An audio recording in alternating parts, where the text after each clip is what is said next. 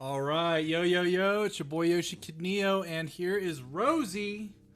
Rosie's gonna give us the recap for last week's session. It was horrible, guys. It was horrible. The party almost died. I'm also kidding. I just wanted to hold my little Rose.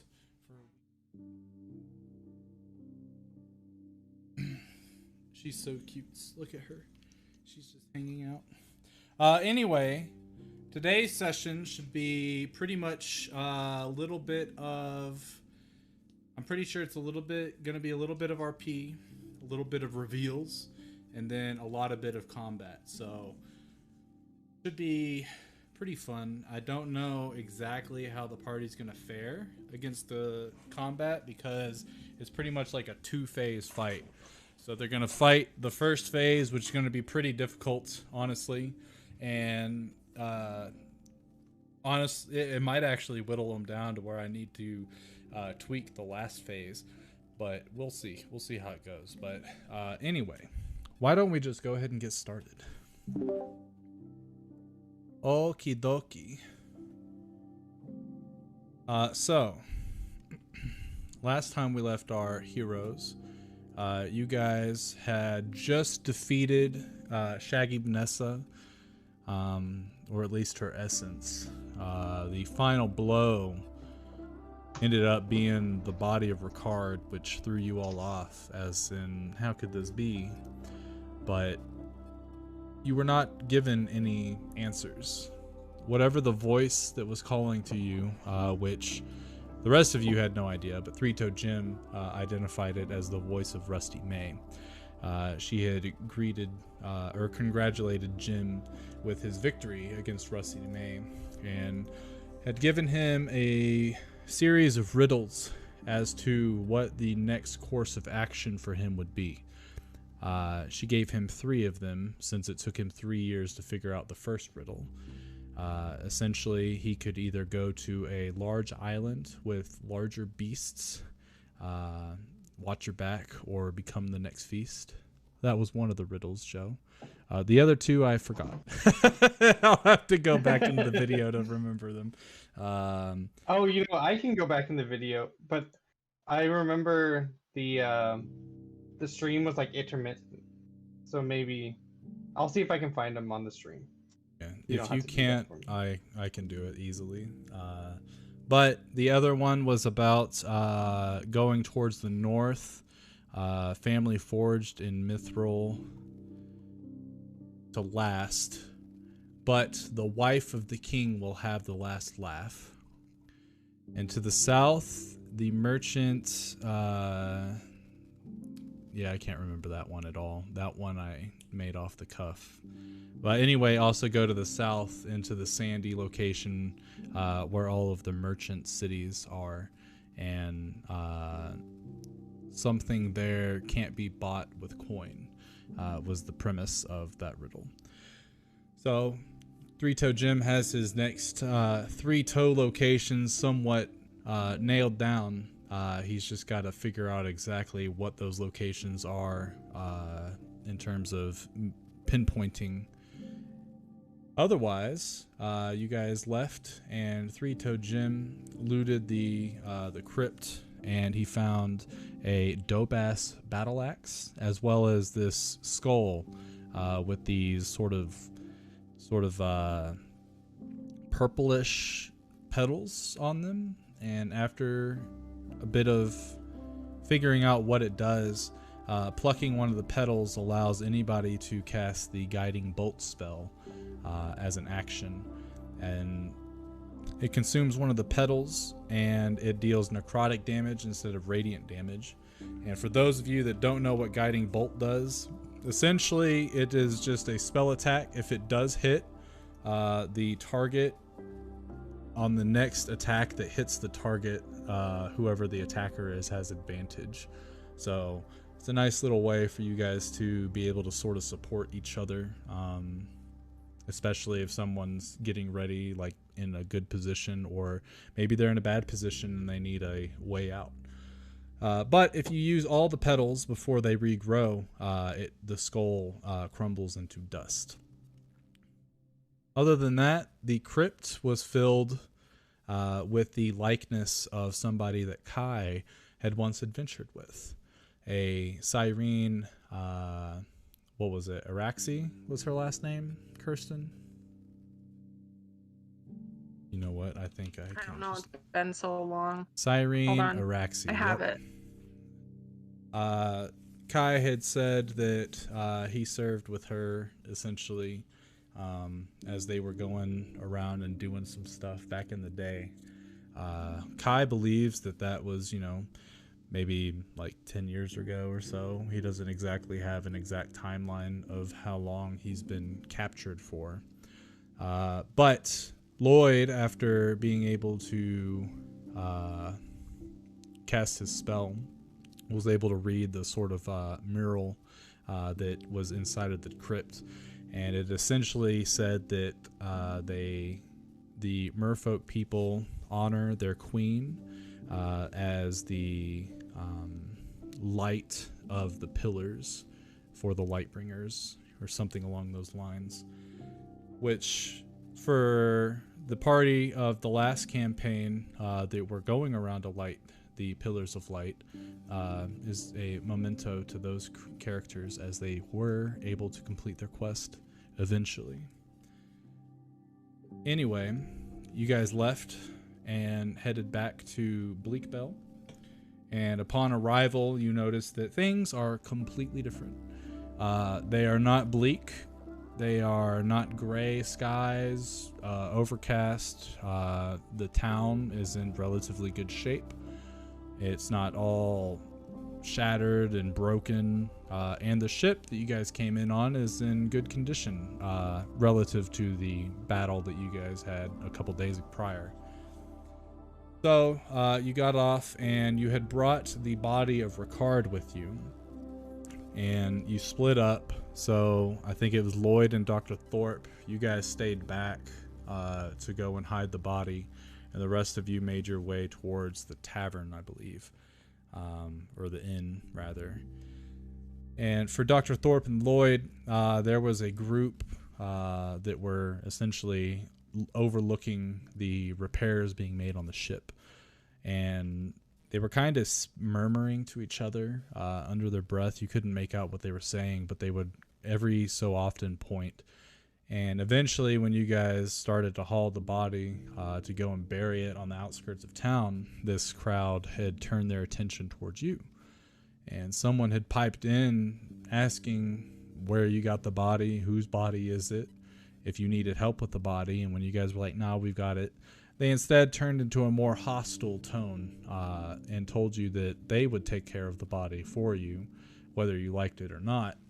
In which case you were all like, we're kind of separated from the group. We don't really want to do a bloodbath of these commoners, but who knows what'll happen. So they took the body and they said that there would be a funeral for them in the evening, and that you were invited to come and say goodbye to whoever the hell this is, which you guys knew it was Ricard, or at least the decapitated version of Ricard. But upon arriving at the inn, for the rest of you, you guys had gone to your rooms to get something. Or no, you didn't. You guys had walked in, and there was Shaggy Vanessa, at least the human version, who introduced herself as Myrtle, claiming to have been possessed by Shaggy Vanessa, and she wanted to explain the events that happened so that Three-Toed Jim would have more information going forward in getting his toes. She said that she would meet you guys back at her cottage because that was the safest place, and to try to make things look okay, she had offered to give you guys worms, which the gentleman that was cleaning the place started to die in a maniacal laughter. I think I said that right. It's maniacal. Maniacal. There we go. Maniacal. See, I'm an idiot, but that's okay. I don't English well. Anyway, maniacal laughter, and you guys were then greeted with Ricard, who had a sort of like cloth mask on, saying that he went to the washroom and was taking a bath, and when he came out his mask was missing, and he was hoping that you guys had found it, and you guys didn't have it. But Dr. Thorpe and Lloyd came in, and then they had the mask. They gave it to Ricard, and Ricard joined you guys to go to Myrtle's cottage. But on the way there, he realized he didn't really need to come with you guys, but he knew, based on what you guys had told him about the town, he knew that he needed to do something and keep tabs on the townsfolk, especially with them burying his own body. So he separated from you guys to go to the cemetery to essentially stake it out and see what would happen. You guys got to Myrtle's cottage, and this time you didn't get transported or have an illusion befall the entire area, and things were not what they seemed. Everything was quite peaceful in this cottage. It's probably the most normal thing that you've seen in terms of what you've experienced in Bleakbell so far. And Myrtle had made her own, or made herself some tea and was drinking it, which turned out to be some sort of poison. She explained to Three-Toed Jim that Shaggy Vanessa was part of a group of hags known as the Dreadful Seven, and that his quest in having to go and get his 7 toes from each of these members was somewhat of a coincidence, maybe. I think not. But she had told him about the fall of the prior Dreadful Seven after a event known as the Ruination of Boridil had shifted magic in a weird way, and the Dreadful Seven had basically disbanded at that point. But now a new Dreadful Seven has risen from the ashes to take its place and to spread this sort of fear across the land in their own way. And with that, she had made one final request, and that was to burn the entire cottage down after she had died, because she was Shaggy Vanessa's only tether to the material plane. And if you guys were able to stop her from coming back, then you've essentially sealed her off for a very, very long time, if not forever, from coming back here. And you guys obliged. Myrtle had fallen over, dead from her poison that she had consumed. And as you guys were looking around and getting stuff together, you could hear her speak. But it wasn't Myrtle anymore. It was definitely a possessed corpse, possessed by Shaggy Vanessa. And she was trying to cast a spell, which you guys have plenty of counter spells to counterspell it, get out of there, toss the Molotov, and burn the whole place down. And for a few hours, so that you could wait until the funeral, you guys sat and watched the cottage as it burned. And at some point, it started to burn in this sort of dark black fire instead of, normal reddish orange colored. And you could hear the cackling of Shaggy Vanessa saying that she was going to come back and that she swears revenge on all of you. And she can't wait to get her hands on Three-Toed Jim's family. But the laughter was short-lived. The fire went back to normal, and after you guys had made some s'mores and started heading back to town, that's where things took a turn for a different vibe. All the townsfolks were dressed in these black robes, hoods up, you couldn't see their faces, and they were chanting. And as you got closer, they greeted you, saying that you guys were the chosen ones, that you were being waited for, and that they would guide you to the location that you were requested at. And much like a bride, as she comes down the aisle with a flower girl, littering the way with beautiful petals, Instead of beautiful petals, you guys got these worms that everybody's been so obsessed about in this town. They toss the worms in your wake, and they burrow underground, and then you follow the path littered with worms underneath the ground. Very creepy, very disgusting.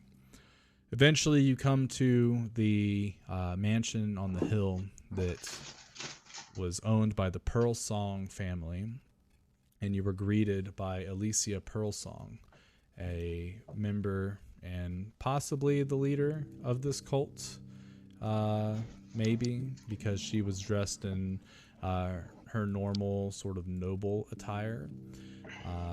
And you guys had questioned her about the funeral, and she had pointed to the pyre, and you could see inside of the flames the body of Ricard being burnt, and you could see it being showered with the worms, and the worms would essentially wiggle their way in, seemingly immune to the fire, and feast on the corpse.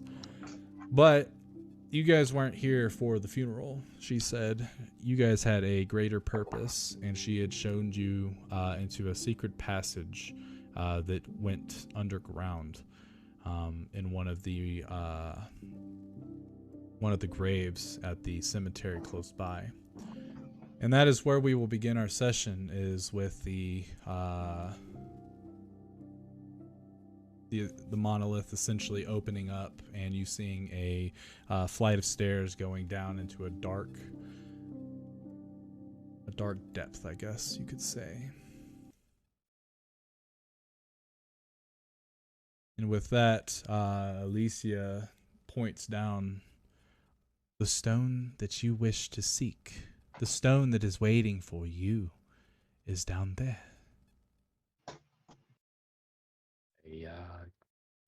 I start to head down. No dejas que escape de la isla vivo. Allí está.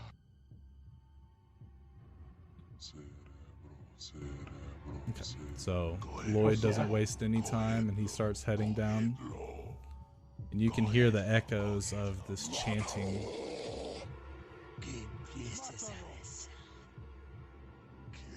I'll follow him. Kai sort of puffs his chest out and starts to walk down as well. You're gonna need me too. I guess I will follow.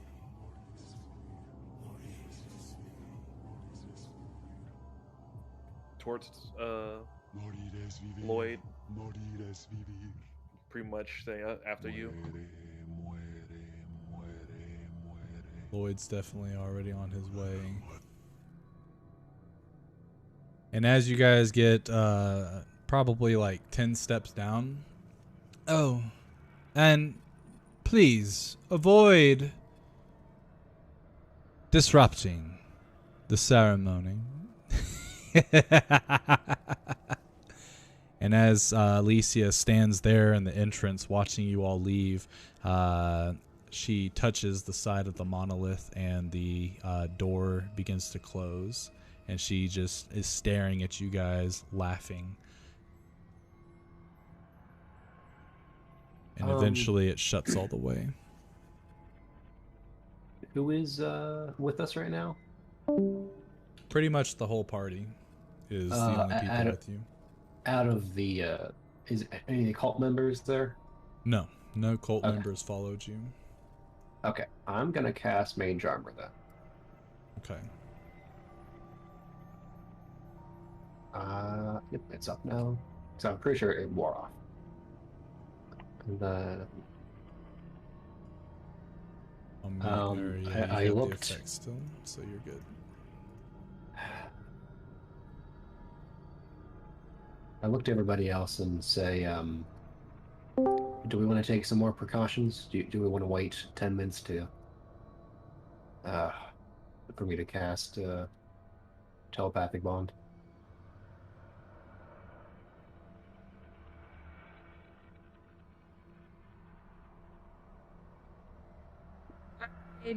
Joe, I don't think it would muted. hurt, but I doubt they'll let us wait for 10 minutes. Yeah, probably right. Well, let's hurry up then.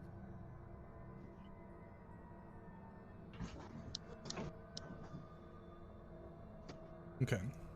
So you guys begin going down.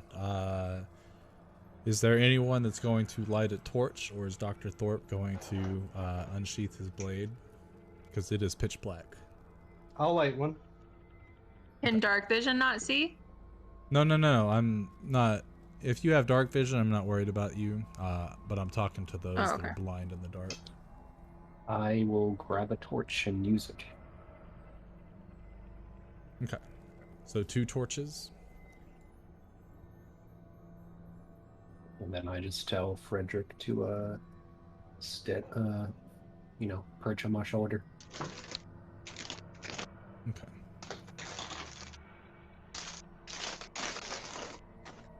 Alright, so Frederick is perched on your shoulder. Oops. And as you guys start going down the pathway, it goes down for what feels like maybe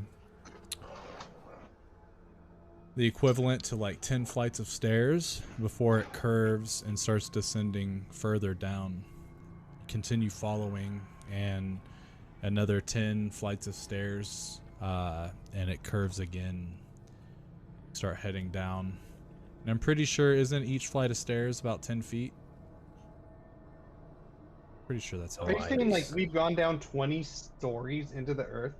Yes. Yes, I am. Have we ever heard of such a thing? What do you That's mean? a lot of walking. I mean, Like, dude, that's deep. it's not that Yeah. deep. For a bleak belt, it seems deep. Soon. As you Think start of the Umbrella to... Corporation. Yeah. As you start to get to the bottom of this last stairwell, you start to hear the chanting again that's echoing in a cavern before you.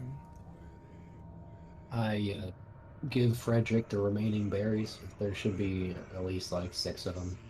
Okay. Frederick puts them in probably like a special pouch that you've made for him. Mm-hmm.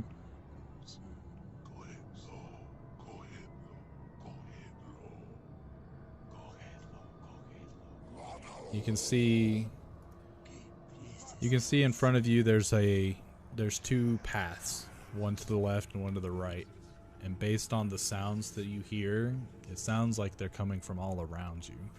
But as you look around, there's nothing magnificent about these walls. Everything around this part is definitely natural.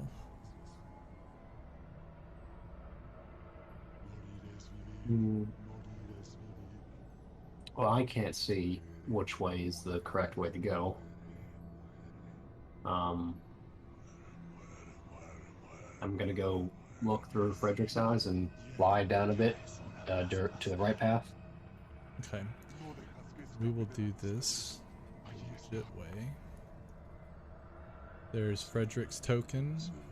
You should be able to control it. Whee!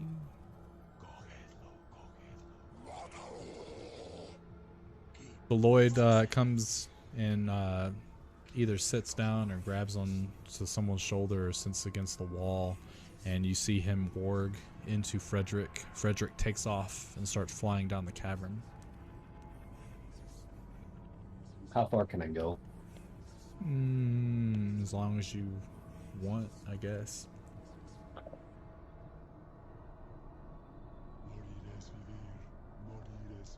See, I think I see an entrance over there. Let the ceremony begin. I'll fly back real fast. Prepare the sacrifices. Oh, it goes to the same spot. So let's just head down the way.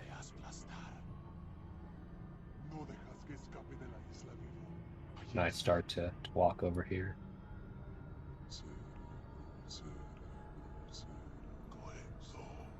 Something about a sacrifice. We should hurry. Before we get too much farther, we're still alone, right, Brady? Correct. Okay. Before we get too much farther, how many of us can like transport us out of here if we need to?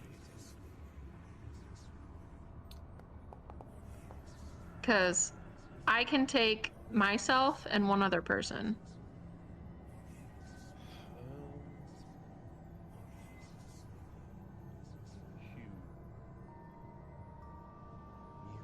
I don't know if I can get angry enough to go through these walls, but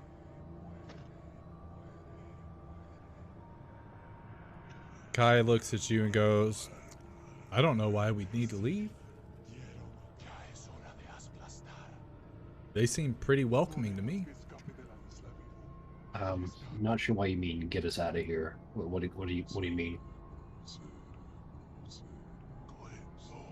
do you not feel safe, Trina? No, I don't. They just said something about sacrifices. Plural, as in there's many of us. I mean, I don't feel safe either, but I feel can't really Oh dear. get out of this anytime soon in a fast manner. Brady, what is this that we're looking at right here? You're looking at the sort of blank walls of cavern. Behind you, down that other path, you did see light coming out from one of the pathways. Oh, yeah, I was trying to go that way. Yeah, I didn't know what path. I thought all led to like the same spot. No. And Jim, you can see the same thing. You can see sort of towards your northeast. You can see that there's an opening, and there's light pouring out from inside of it. I'm gonna go this way. Seems that we have guests with us. Welcome. We've been waiting for you. And you're just in time. Grab a dagger on your way in. You're going to need it. I don't exactly know what's going on here. Oh. Interesting. The one that's looking for this. And you see in her hand, even though it's kind of disorientated or distorted because of the sort of field of purplish energy that surrounds her. And then there's this sort of purplish, cloudy energy that fills this entire chamber. But she holds out in front of her, she holds out this white rock. Or actually, no, it's a sort of a pale red rock. And you look at it. You're looking for this. The stone that fell from the sky, are you not? That is correct. This is what has called you here. This is what has brought you all to our side. Today we ascend to a new intellectual being, a hive mind of sorts. Today we all become one, and we leave our mortal forms behind. And we answer to him. What do I see in the room, Brady? So, each of these pillars, there are a total of 6 pillars that essentially hold up the chamber, or at least act as a extra support. Obviously, the bits and pieces of natural rock outside hold the entire cavern up. But at each of these pillars, there's a large statue about 10, 12 feet tall. And these statues, you can see they have these really long fingers that are almost like sharp knives. And in their grasp, they have somebody. Like, almost in a sort of like a they're hugging them from behind, but you can see that the fingers have pierced through the shoulders of each of these individuals, and the blood runs down the arms of these things. The eyes are also bleeding.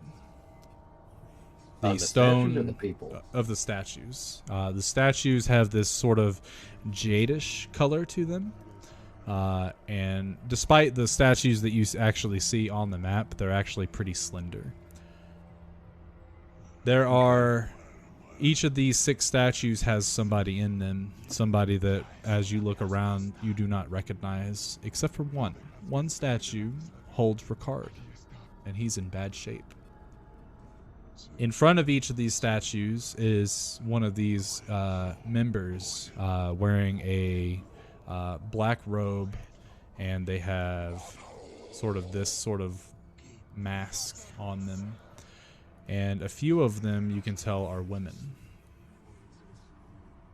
And they all hold those daggers that are sort of like those daggers that we talked about last time, how they're kind of curvy.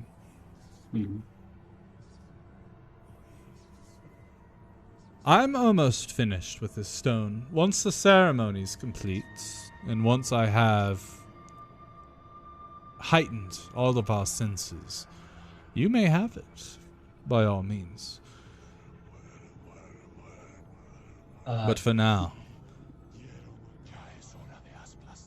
May I ask a few questions before the festivities begin? We do not have time.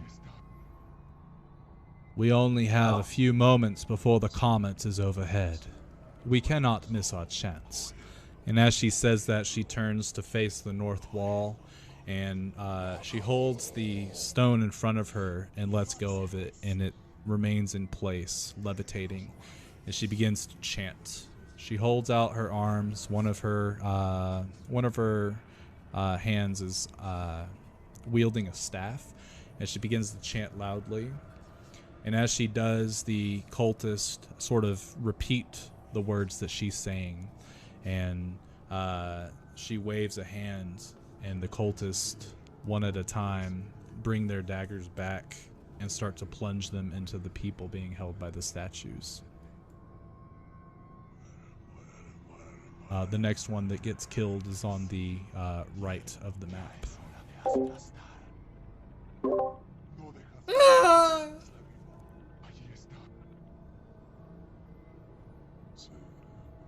What does the party wish to do? Dude, did we like do something?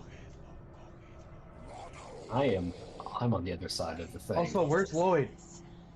I'm with Kai on the other side of the entrance, and I just sit here and watch. Kai stands next to you, Lloyd, and looks at you. Are we just gonna let them kill these people? Are we gonna let them kill him? And he points to Ricard. I mean, I don't know these people, to be honest. And Ricard, I can't say I cared for him particularly, but I mean, you didn't know me, but you saved me. Well, that's different. How? You're not in the way of the stone and I. Do you think she's really just gonna give it to you? Aren't we all gonna become a part of this hive mind? I don't know if we are. Alright. Kai steps forward, and you guys can see him now, the rest of you, and he looks over and he kind of shrugs. The next cultist brings his dagger back and plunges it into the commoner. I kind of think we need to stop this. Agreed.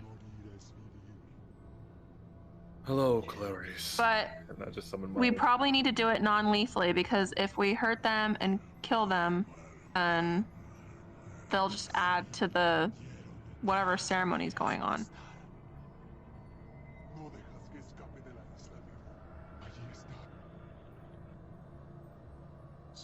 Alright, so Thorpe draws his blade. And as you guys start to pour in, the cultists that are near you start to eye you sort of wearily. You're ruining the ceremony. You need a dagger, not that. The woman closest to you, Dr. Thorpe, points at your blade. Do not bring that in the circle. May I have your dagger? And she shakes her head no, and points to the wall sort of next to you over here. There are plenty of spares over there. Not take one. Leave your blade at the door. It will taint the ceremony with its magic.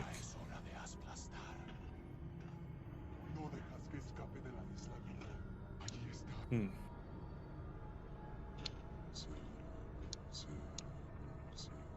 Do you say goodbye, Clarice, to make it go away?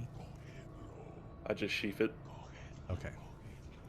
Oh yeah, the Clarice thing is to activate its magic, right? Right.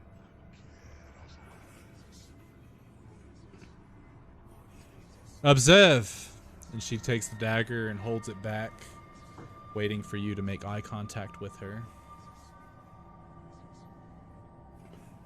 I just have my hands behind my back watching. And she goes, I'm gonna levitate her okay. before she can stab him. Okay.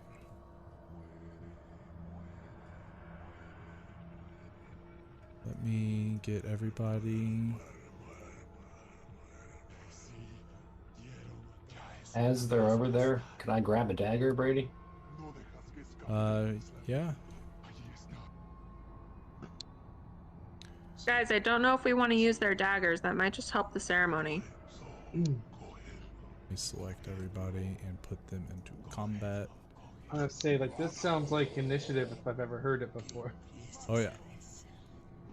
So you guys can roll your initiative while I change the music. Alright, I guess I redraw my blade.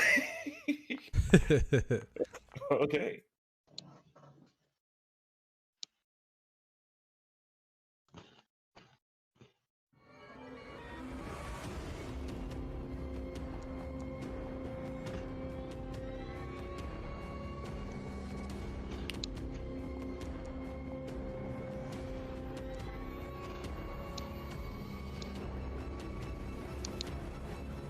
Were you able to roll yours, Kirsten?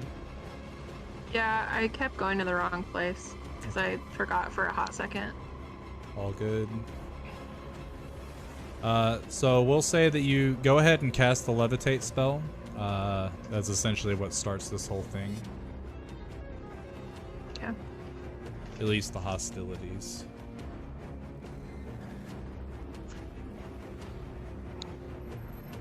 She'll try to make the Constitution save, which she fails, so she starts to rise 20 feet in the air, and she looks at you.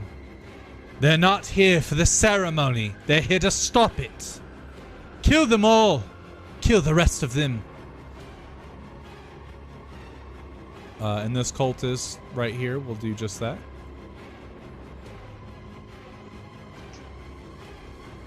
I don't see him missing, but who knows?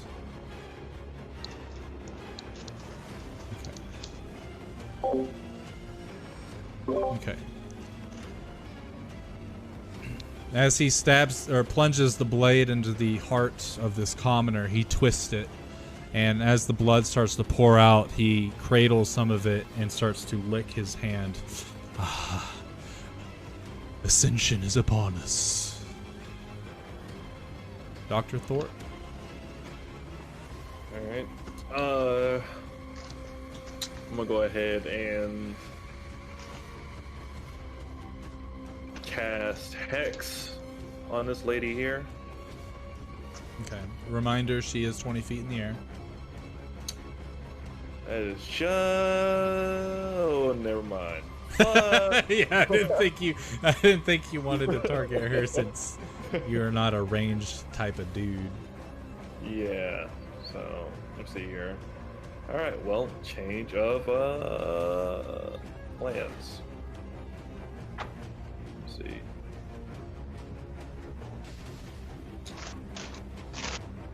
Alright, I guess I'll cast on this guy instead then. He's on bonus action. Alright. And we'll go ahead.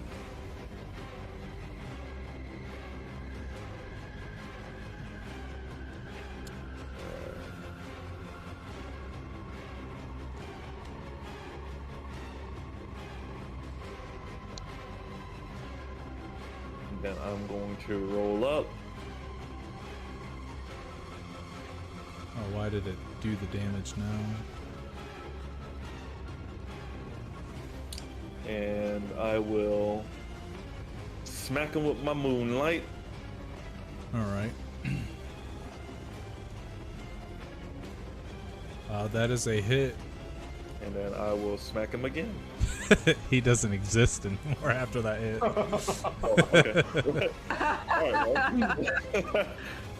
Well, retcon that second hit. Yeah. Now you still have the second attack if you're able to attack something, but okay. So as he is at this moment, he's not really worried about you. He's like shoveling this or using his hand as kind of like a funnel, and he's just drinking this blood. And you hex him and start heading over towards him. And as you raise your blade, he looks up for a moment before you come crashing down with the moonlight sword and whoop his ass. And you have 5 feet of movement left, I believe. All right, and I guess well, hold on. So retext again. I already used my bonus action, so I believe I have a javelin that I can throw. Correct. You just got some, I believe. Yeah. So I'm gonna go ahead and throw this javelin at this guy here. All right. Let me aim at him first. I believe the javelin is in range. Yeah, 30 feet is the lower end, so.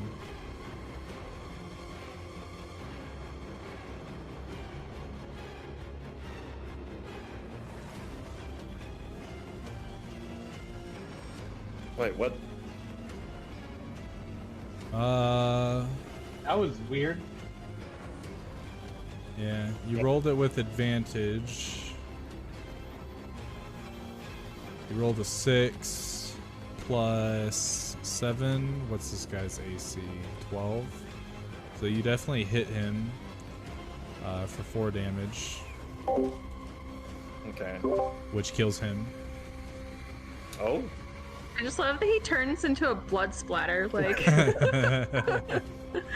he's literally exploded. And I guess. Yeah, would you guys rather me keep the blood splatters or keep their tokens visible when they die? No, I think the blood splatter is fun. Blood splatter, for sure. It doesn't matter. All right. Hey, question. Answer. This like 8-headed dragon, or is it 5? 5-headed dragon is 1, 2, 3, 4, No, 5. No, it is 5. I can't It's count. trippy. It's trippy. I can't count. Are those there, or is that just the map? Yeah, they're there. Okay. But they don't look like, they're not sort of like, I would say that those are more like Chinese culture dragons. They're more worm-like. Of course they are. Are they purple? No. Okay. They're a very dark, maybe they're dark purple. Like they look like they might have a dark purple hue to them. But they're just like a dark color. More than likely black. Kind of weird because there is a purplish energy field that's being cast in the middle that gives everything sort of a tint of purple. Okay. So this cultist turns around to see they're ruining the ceremony. And he will run right here, and he will throw his dagger at the commoner there in an attempt to kill him. And it worked. So he runs up, takes his dagger, and throws it, which the dagger plunges straight into the throat of this commoner, which it's not very hard to do because the commoners are essentially restrained. And as he does that, he falls to his knees and holds his hands up to the sky, putting himself into the prone position and starts to chant.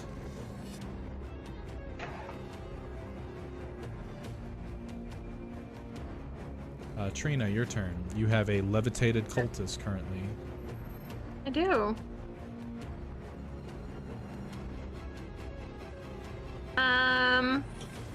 gonna. Can you non-lethally shoot people?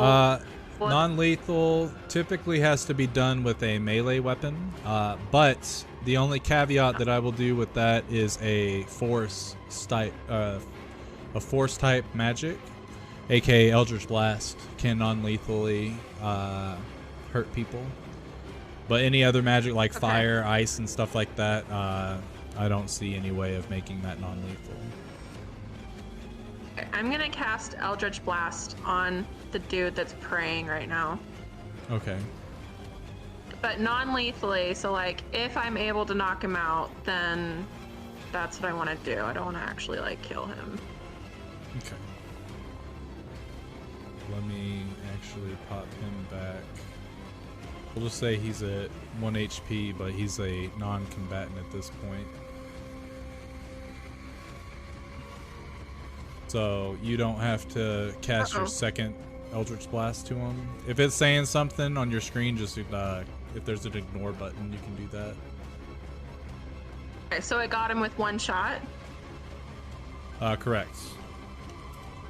Then I want to shoot the other guy that's across this with the second one. That one. Oh wait, why am I moving myself? I don't know.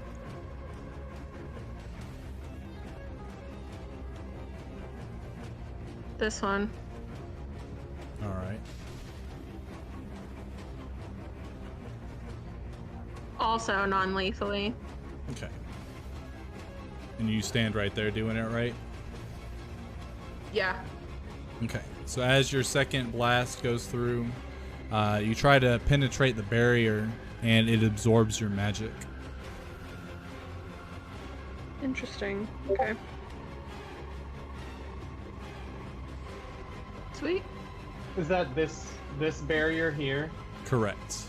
Okay. Oh, I forgot. Can I cast? I want to do my thing on the lady that's next to me, my Doomsayer.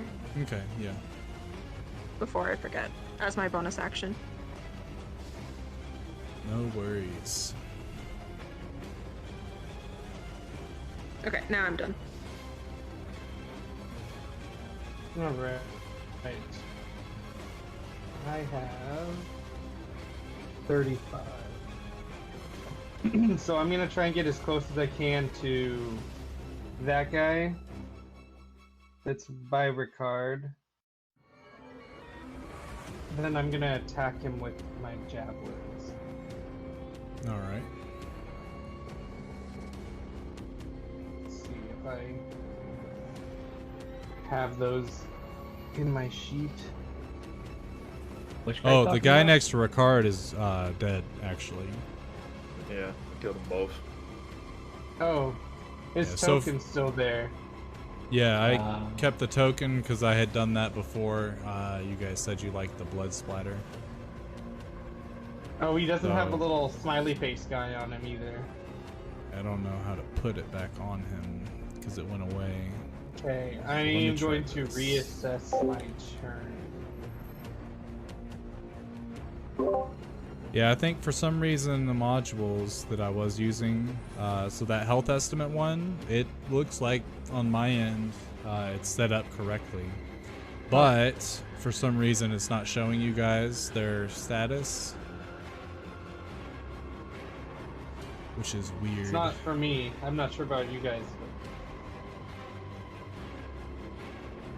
Alright, I will instead target this lady. I'll swing normally. And I will also bonus action she is for 20 range. feet in the air. This one? Correct. What is... okay, sorry. I'm... Do you not see the plus 20 above her? I see the plus 20. What's going on in this thing? In what thing? The But that ball. lady's currently being... Oh, inside the little ball thing? Yeah.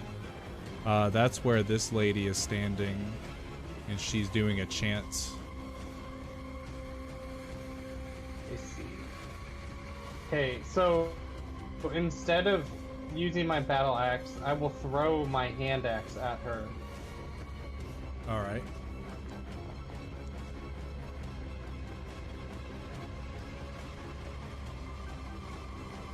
So that is a hit, and it plunges into her thigh, and she screams out.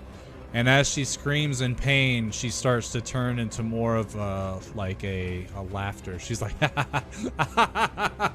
more, more.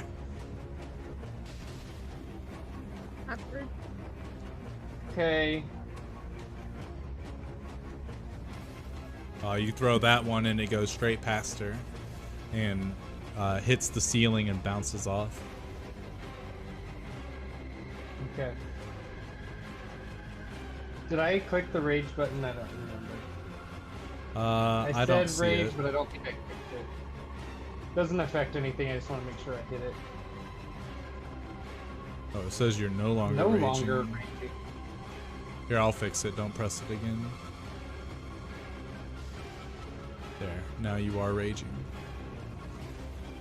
Lloyd. Alright, then that's... The individual that held out the stone, where are they at?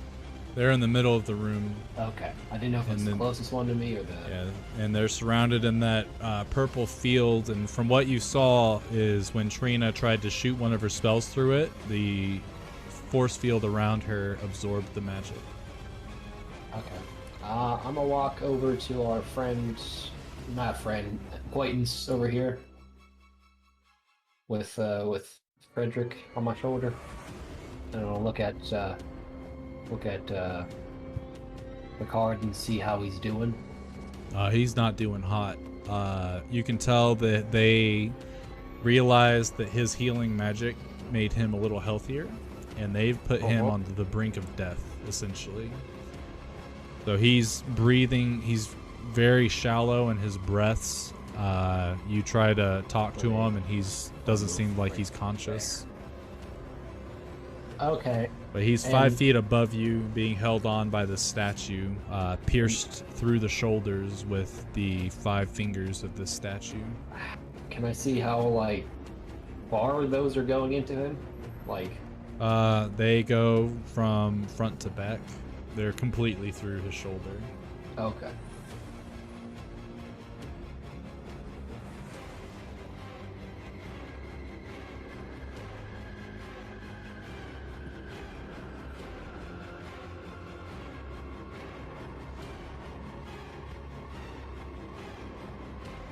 They changed the way the rope down things.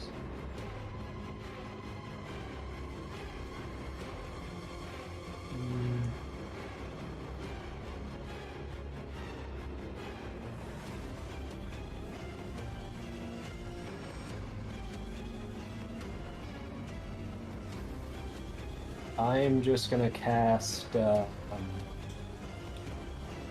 mirror image. Okay. And I'm gonna stand like here, essentially. More like in front of him, but okay.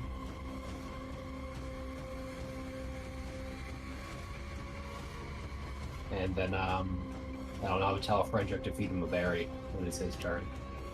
Okay. Yeah, Frederick essentially takes place right after you're done. So Frederick would swoop on over and feed him 1 berry, which, you know, is a little tougher for Frederick to do. So Frederick has to peel the mask off, which clings on the floor, and he tilts Ricard's head back and he throws up the berry, forcing him to eat it, which Ricard starts to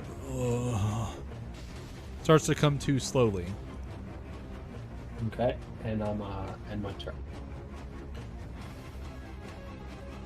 So as you're standing there, Thorpe, the statue next to you starts to move, and before you, the statue begins to release its grasp of this commoner, and it looks towards you with its bloody eye sockets. It rears its arm back and goes in for a multi-attack against you.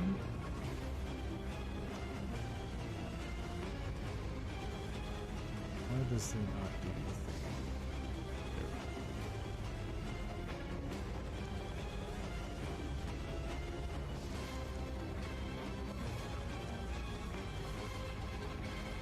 Oh, it did not. It should not have done it 3 times. My bad.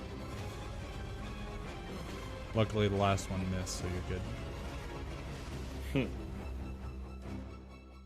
Oh, never mind. It did only attack you twice. You saved on your constitution. Actually, that shouldn't have even hit you. Let me heal you back. I don't know. I do not know what's going on with yeah, something's jacked up. It might have had something to do with how I had to revert Foundry back. How annoying. I need to stop messing with my pie. It goes in for two whacks with its claws, but it misses you with both of them. And realizing that you're pretty mobile and you're able to use your sabers to deflect its attacks, it starts to move down towards Kai and Lloyd. If you wish to use your reaction, you may. I will. I hit it with that. Did you guys see the picture? Yeah. Okay. Yeah, it looks pretty horrifying.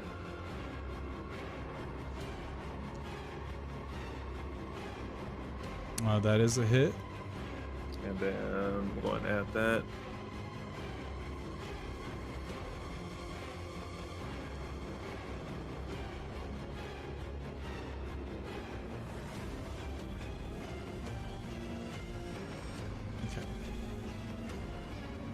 Well, that's the end of its turn, and Kai draws his blade.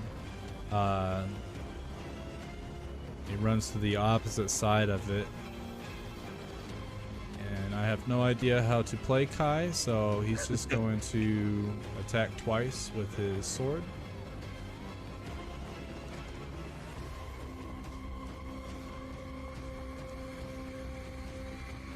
I mean, that's always a good bet, so... Yeah. Yeah. So he does hit with the first, or he misses the first attack, but he hits with the second. But he should have only hit for... There we go.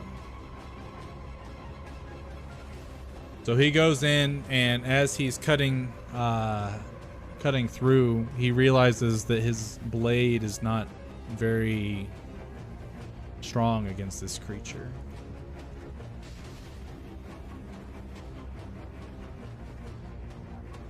Oh, actually, his first attack should have had advantage. I don't know why I didn't roll advantage. Both of his attacks do hit. On the opposite side of the room, a second one of these golems starts to animate. And it's going to take the dash action as it starts to run right here.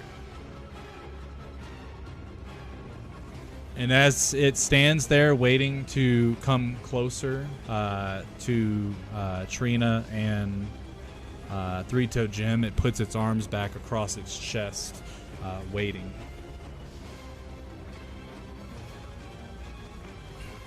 This cultist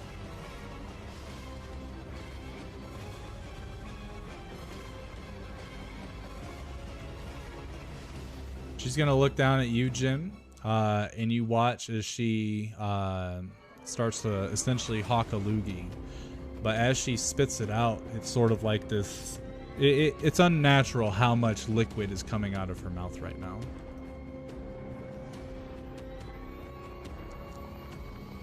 Oh. But she misses very badly, and this spittle, you're able to sort of just sidestep it, and it's like a waterfall of gross green liquid coming out of her mouth, and she wipes her mouth and smiles at you. Hurts me, kill me, all for the ritual.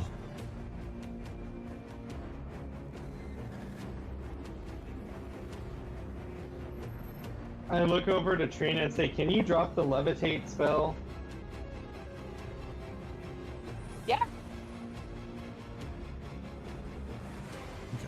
Do you drop it now, or? I mean, if I can drop it out of turn, then yeah, but... Yeah, you can drop a concentration spell at any time. And as you say that, Trina's like, sure, and she drops the spell. I'll let you do the honors. You can roll 2d6 bludgeoning damage as she falls from 20 feet.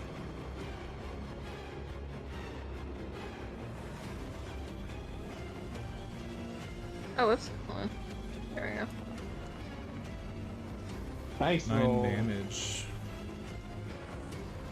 So she falls, and you hear an audible crack as she was not expecting to be dropped, and she certainly is not super dexterous.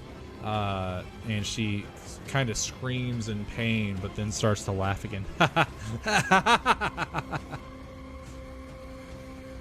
This cultist takes the dash action and heads towards Lloyd.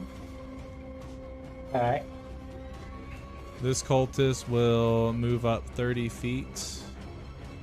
Let's see.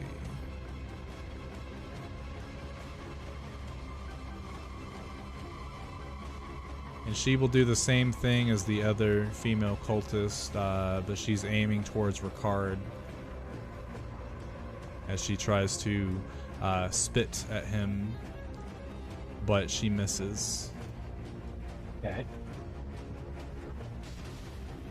And in the center, the woman is still chanting. She casually glances around, and you can see a smile on her face. And then she goes back to chanting. The stone in front of her has started to swirl. Almost like it's revolving around some invisible object. Top of the round, Dr. Thorpe. Okay, so I'm gonna use my bonus action to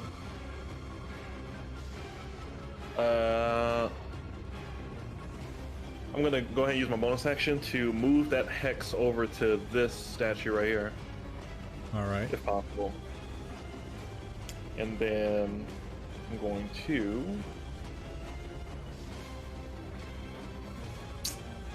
shoot. How can I move? Okay. Guess I will move up.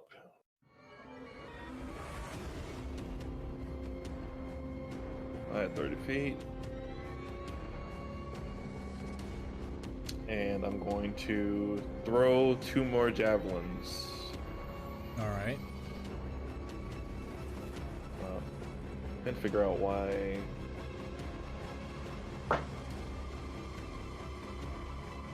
Yeah, the javelins are wonky for some reason when you pressed them. Make sure when you do press them, you're not holding shift or control. That imposes advantage or disadvantage on them. I'm gonna throw a javelin. I'm specifying. I'm throwing a javelin at this person. Okay. Well, that hits, and that is enough to kill him. And then I will throw. Oh my God, my screen is so convoluted right now. I know, right? Oh,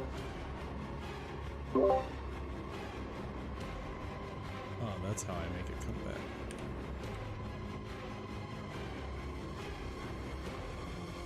Alright, guess I'll use my second javelin to throw it at this chick right here.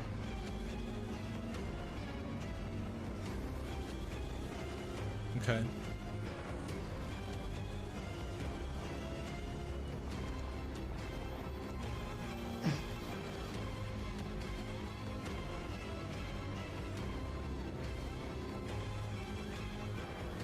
The javelin sinks right into her left flank, and she coughs up a bunch of blood, spewing it onto Jim. And as she smiles at you, Jim, with red teeth, soon you'll all understand. Soon you'll be one with him, just like I'm about to be. And then that's all I can do.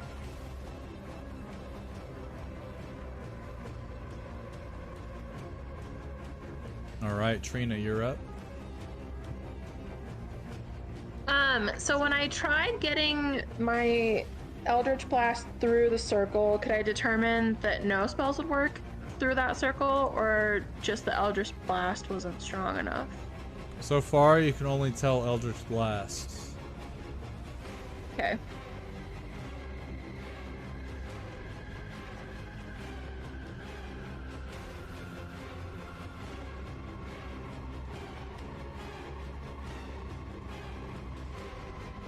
Okay, I want to do Earth.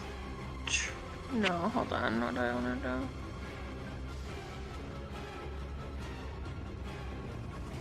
Where am I? Okay. Oh shit, Thorpe's in the way. God damn it.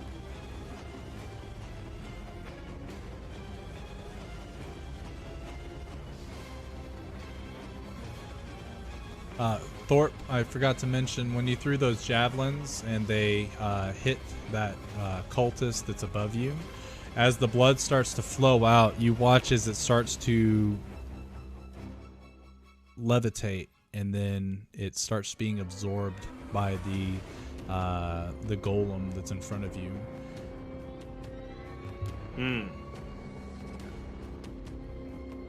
All right, I'm gonna cast Enemies Abound on this one. All right.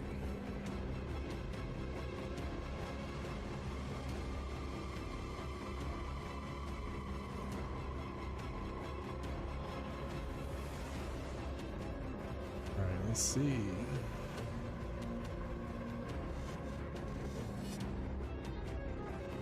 Okay, so as you cast the spell, you notice that it doesn't work. Oh, that's annoying. Okay. You see the spell take place, and you see whatever effect Enemies Abound would actually do, and you see the golem stand there still. And normally you notice that there's a change in their demeanor, but this creature seems to still be hell-bent on heading towards whatever its prior target was. What's going on, Justin? How you been, man? Okay. Hey, Brady. Well, What's I'll up? just cast the Doomsayer damage on it too. I see an image of Agent J at the top left of this Bloodstone Golem. Correct. I put that there as a who's hexed. It doesn't actually Nice, okay. mean anything. I just have a... I'm like, yeah. He's like, is that Agent J? What the fuck? A stencil? He's here? is it like maybe the Blood Golem's face is Agent J? Or I don't know. That'd be noted. Kinda fuck with us. You still in school right now, or is it summer just break like yet? The Blood Golem's face shifts. Will it take Doomsayer damage or no? You won't know until you find out. Well, because I cast it on it. Yeah. So, okay. Does it take the damage or no? I mean, it hasn't been hit yet. Oh, okay. So it's a mystery? Correct. Yeah. So, Doomsayer procs when the creature takes any other damage.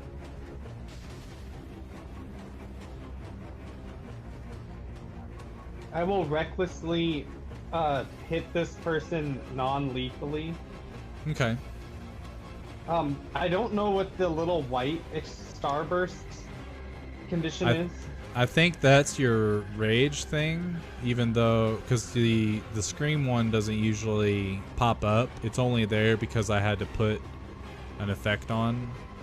Gotcha. But I'm pretty sure that just means that you're in a rage right now. I think you're right.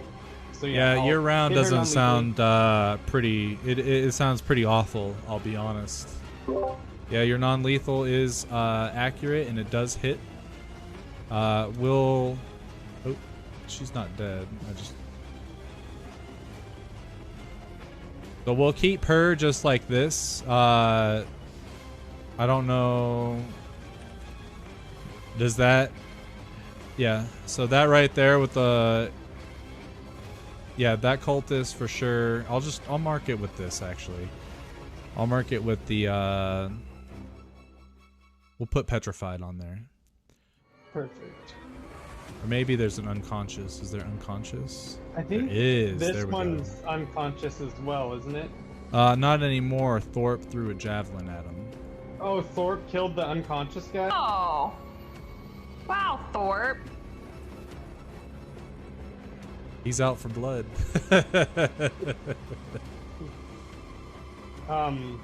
So I will use some movement over here. Yeah, it's an odd concept starting school in July, but do you graduate any faster once you're done, like with senior year of high school? Do you know? Let's give him a little great weapon master. All right.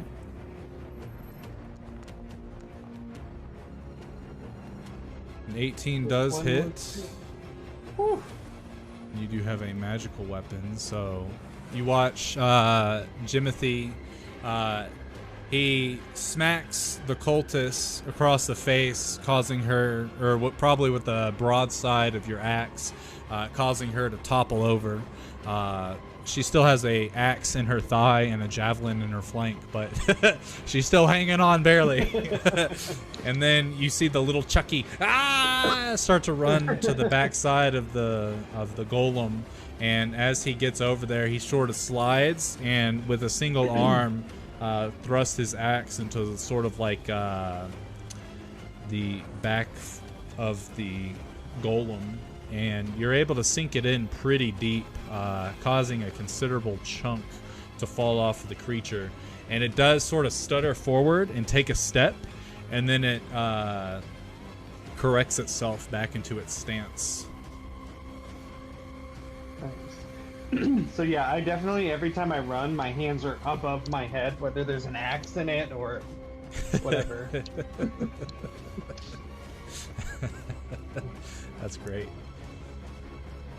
And I always screaming. All right, Lloyd. So Brady, the other golem statues, everyone in them died, right? Correct, Are they and alive they have not become alive yet. Okay. And they do look the same, but you've noticed that they're not as drenched in blood as these two are. Even with the recent deaths.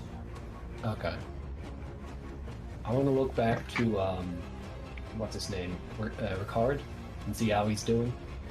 He's starting to, now that his mask is off, you can see it a little better. He's starting to slowly like open his eyes and close them, but he's still in a very much dazed state. Do I have dazed? Is that a condition? We'll say he's exhausted 5. No, wait. Exhausted 5 is death. Is it? No, his speed is... yeah, he's exhausted 5. Okay. I take the dagger I pick up and stab him. Okay. Go ahead and roll the attack with advantage. I don't know what I need to roll. I have a dagger in my inventory, actually. Yeah, just use that, because that's exactly what it'd be. These daggers are nothing special. A 16. Is that enough for our boy Ricard? It is. For 2 measly damage. So you take the dagger and you stab it into him, which he takes and... and the cultists look at you. Looks like he'll finish this one off. And as you do that, the golem turns away from you and looks towards Kai. And I end my turn. I'll be back. Okay. It's not the move I expected at all. No one expects the That's rude. Spanish Inquisition. Seriously. So this one is going to make 2 claw attacks against our boy Kai.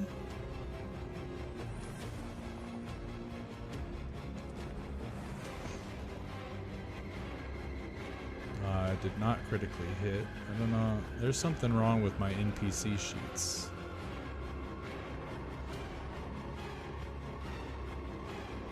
Kai has... I would say that Kai would use his reaction to deflect the first attack.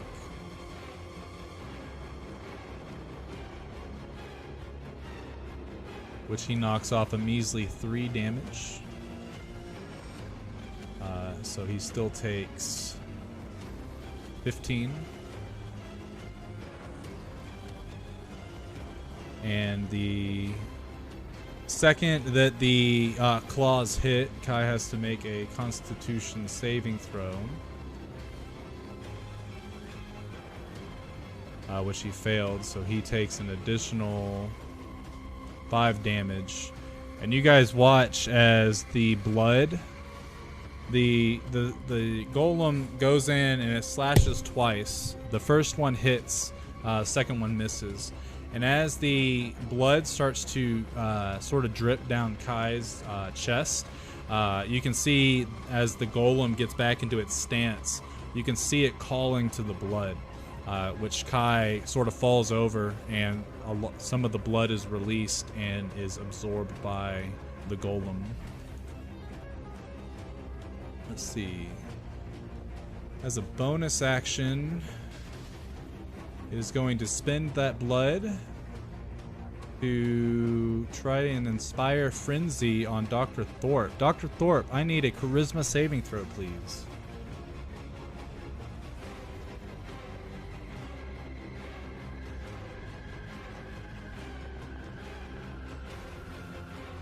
Yay! As the sentinel calls to you, you feel this brief moment of fury, and you turn around and look at Trina, and you've got, all you see is red, and all you want is for Trina to suffer, but you shake it off, you overcome it, and you look towards the sentinel, who is now standing towards and looking towards you. You can see that the blood has drained a bit from that it was covered in. But that is that creature's turn. For Kai, he will attack twice again with his dark blade. Let me look at his features. What can he do? Oh, when he hits, he can move away without provoking attacks of opportunity. He will attack twice with his sword, the dark blade. And it is at advantage because of Lloyd's positioning. And he does hit both times. But again, oops, I made him take that damage.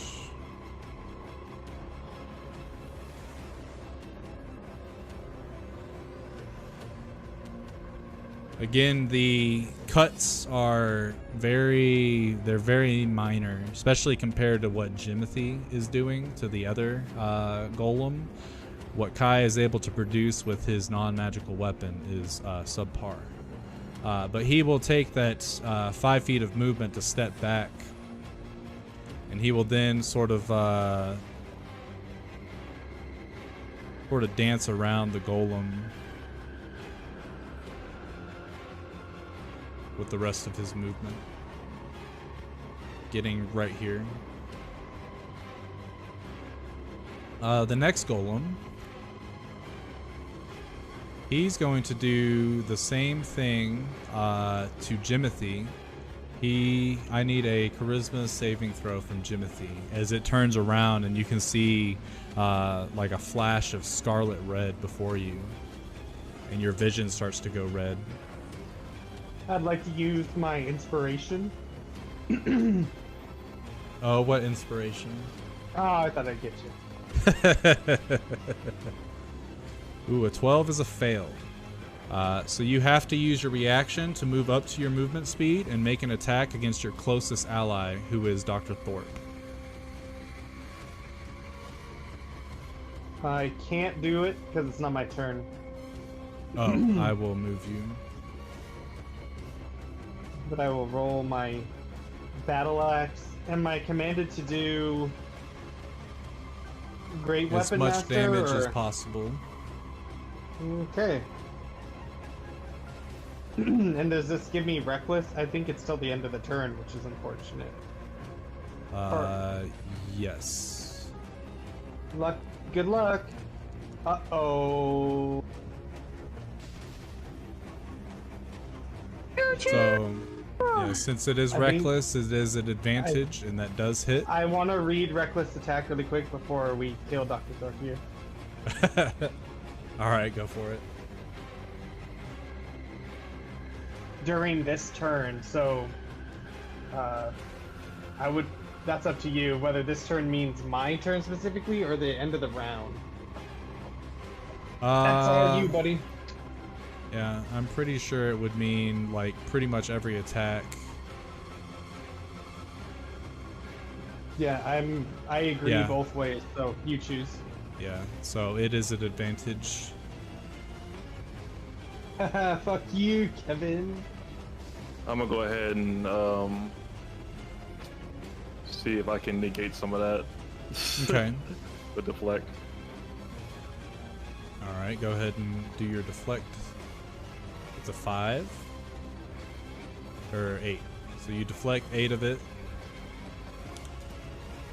So you see the blood fall from the golem, and you can see it sort of like you can barely see through the golem's like legs and on the side of it, since it is kind of a skinny golem, but it's still large.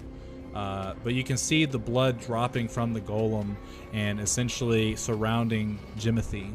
And as it does, it specifically goes and sort of masks his eyes, and you can hear him just shout, "Yeah!" And he runs all the way around the golem and comes at you, which takes you off guard for sure. And you're kind of like, what's he doing? This is weird. And then he hits you like square in the chest, and you just barely are able to take your second saber out and deflect some of it. But Trina, you watch as Jimothy sinks his axe into Thorpe's chest, ruining his nice clothes. So that was the bonus action. For the multi-attack, it will target Three-Toed Jim, and it will try 2 claw attacks against him.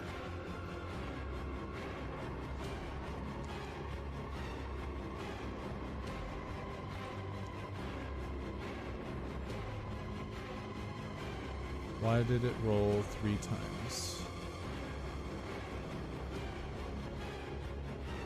Oh, that's the damn. That's weird. Why did it do that? So let's see. The first one hit, and it looks like it gave all the damage, which it shouldn't have because you're resistant to half of it. Oops. Man, this targeting thing is not working today. And the second one also hit, but you only take half of the damage. For both of those, I need you to make a Constitution saving throw.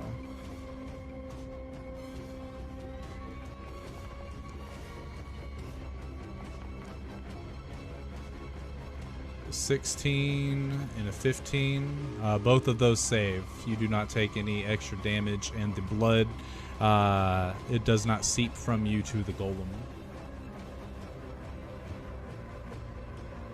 Hey, look, am I still like frenzied or whatever? Nope.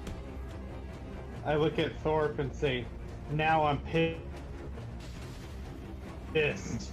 The golem will walk around you, and as it gets in front of Trina, it goes back into its stance, and it sits there looking towards the looking above you, Trina, not at you. It's very eerie.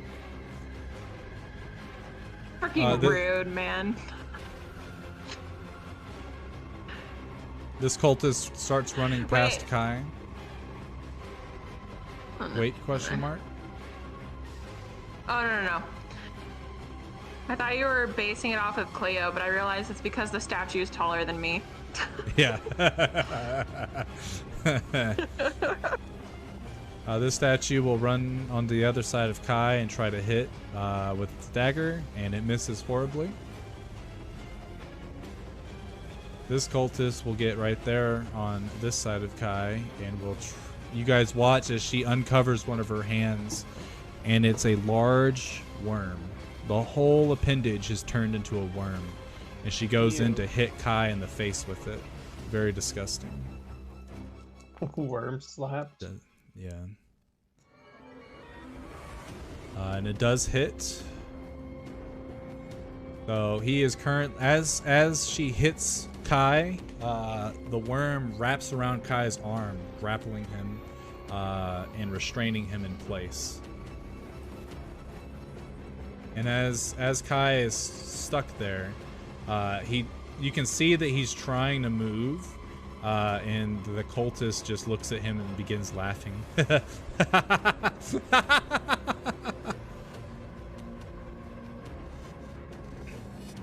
The woman in the middle continues to chant, and you can see that she looks like she weaves a spell, and the what's it called? The little stone in front of her starts to glow, and it starts to sort of strobe a little bit. So it glows really bright red, bright red, and then it dilutes, bright red, and then it weakens. Top of the round, Dr. Thorpe. All right.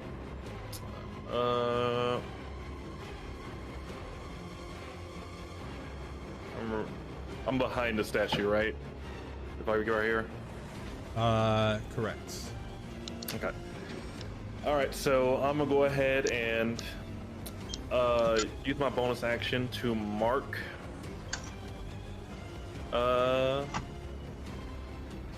the guy with one of my marks. Okay. And I'm going to go ahead and hit him twice.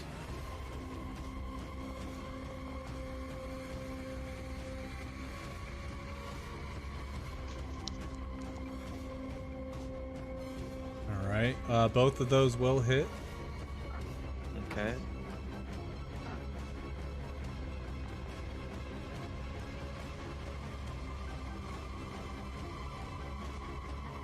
How much is the hex damage? Hold on. Just recast it. Do not consume a spell slot for it. Okay. Lord, where is my... There we go. Are you looking forward to your new school? Do you have friends there, Jason? Or is it going to be like a completely new experience? You got to meet new people and all that kind of stuff. I had to do that back when I went to high school. I went to a completely different county, so it was a little weird freshman year, but you get used to it. Along with that, I'm gonna consume that. Upon hitting them, I'm trying to consume that mark that I just put on them. Okay. What does your mark do? Which mark are you doing? Just a regular Bellfill. Okay. Cast it for me.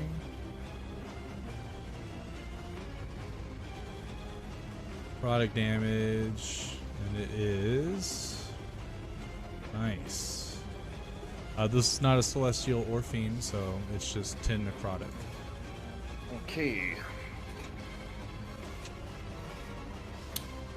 And then I will chill. All right.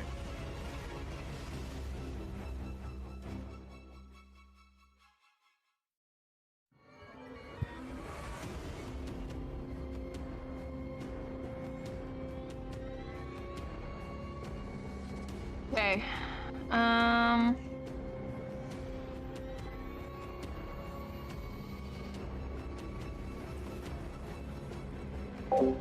No, I'm not done with No Man's Sky by any means. I actually haven't really been playing any games lately because I've been working. I got a new Raspberry Pi, and I've been using my spare time to essentially program it. And I'm trying to make like a home media server and do some other things with it. So I've literally been, any free time I've got, I've been doing research on that.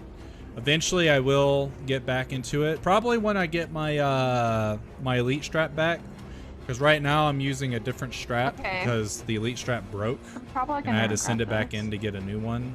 So once I get that back, I'll definitely start playing VR more. So the thing has its arms across its shoulders? Correct, yeah, but it's not. It doesn't do anything mechanically. That's just its stance. Okay, so if I move away, will it take an opportunity attack, or is more it like than likely frozen? It is not frozen by any means. Okay, I'm gonna move to here. And it will do as you have predicted. And let it take. Yep. Claws. Which does hit. Claw. And you do make a save. Whoa, shit. Okay. It hit you for 14. And I need you to make a Constitution saving throw, please.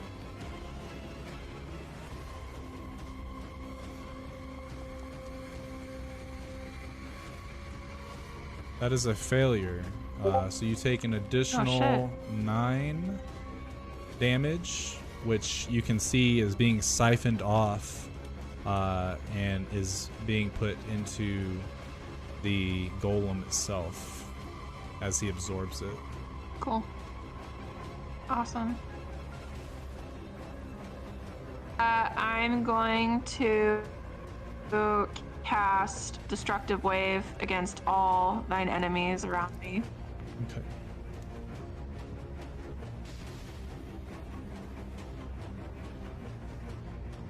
Did not force the save, so that's good, because I'd rather do it manually so that it doesn't do it to all your buddies.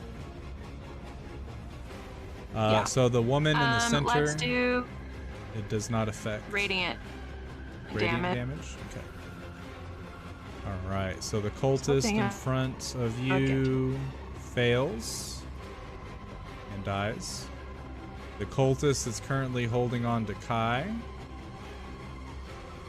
fails and dies. The golem, I don't know why I almost said elemental. He saves, so he only takes half. Is not knocked prone. The one behind you by Thorpe, he also saves. But he only takes half. And unless you want to hit the unconscious lady, I think that's everybody. No, I'm good.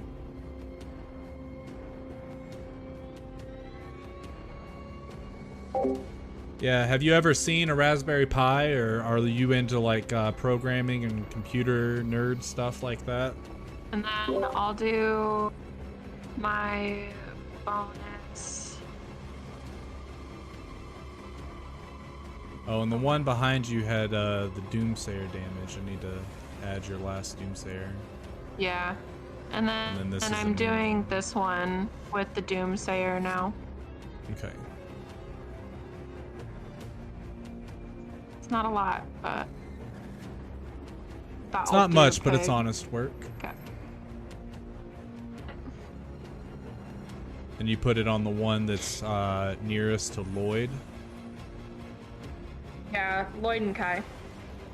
Okay, cool. Three-Toed Jim, you are up. I'm extra pissed. So I go on the other side of this guy. And how dead does he look? He, like, obviously he is somewhat drenched in blood, but it's not his blood. But he's starting to crumble. He definitely is not in very good shape, but he's not on the brink of doom. Gotcha. I'll go ahead and give him a old. Yeah, correct. The Raspberry Pi. So my ultimate goal with it is to be a home media server that allows me to watch watch any type of my movies and things like that from anywhere in the world. So a 22 does hit.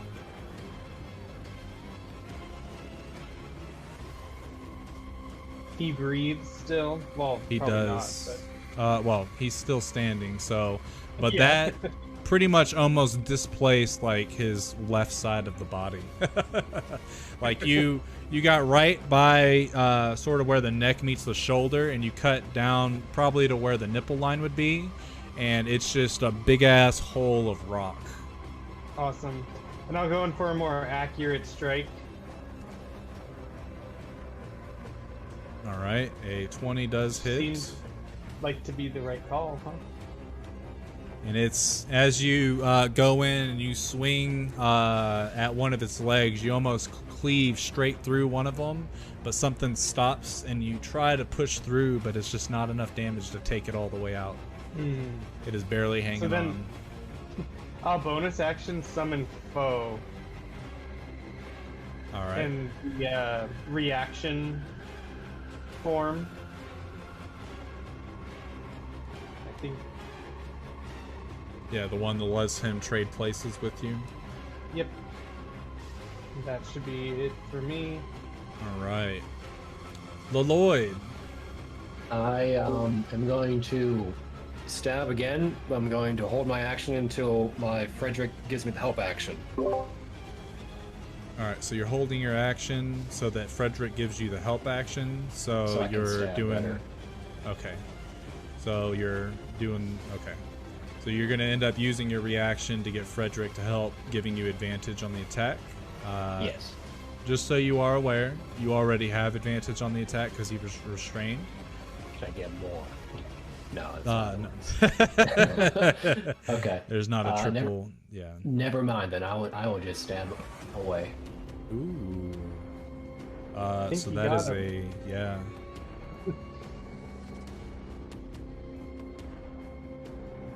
So you guys watch as Lloyd withdraws the blade, and then he stabs it again right through the heart. And as he does that, Ricard briefly looks up, and you can see him look at you, and you see his skin start to shift, and it turns blue. And there's this weird creature that sort of has a very basic structure, like a very basic humanoid structure with these bright yellow eyes looking at you. No pupils, they're just little globs of yellow, and it hunches over, dead. And I turn around to face the person in the center. Let me show you exactly. That's what is in front of you now. Oh, I thought it dropped. I thought that dropped dead. Yeah, that did drop when you stabbed Ricard. That's what is currently being held in the statue. Okay. Okay. Take it easy, my dude. Enjoy. I turn. The lady is still chanting, and the orb is starting to spin very quickly, and it starts to illuminate even brighter. Do you guys see the pulsing red effect on the map? Yep. Neat. At least that stuff still works. And then I end my turn. Okay. This creature will go over towards Kai.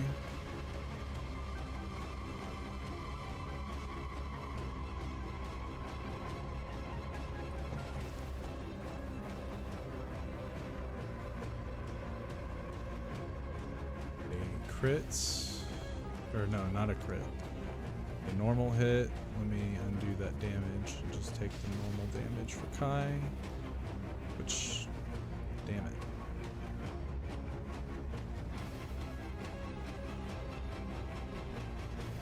And then the second one also hits, but Kai will try to deflect one of them, or the first one rather.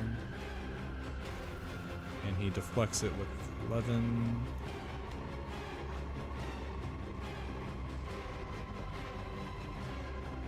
He will have to make 2 Constitution saving throws.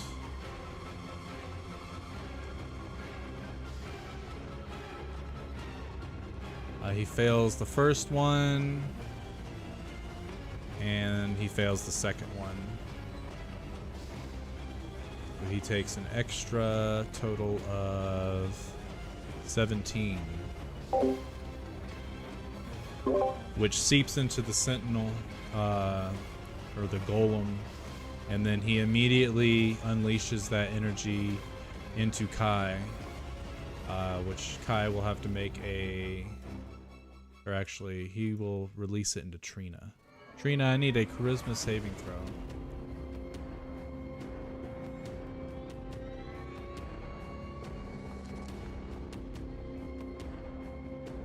Okay, you succeed.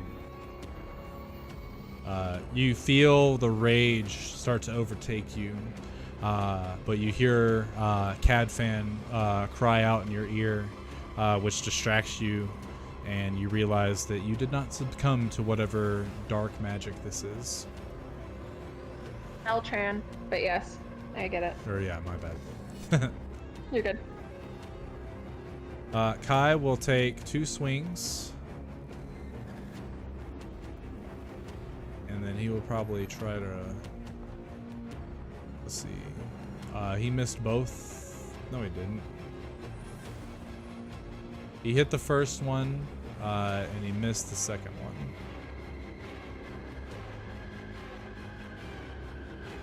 one. With that, he takes a few steps, or he sort of runs back a little bit. Probably to right there. And then a little bit further back. Kind of gets to the wall, and he starts to like look for a dagger. He's like, I'm doing what you want.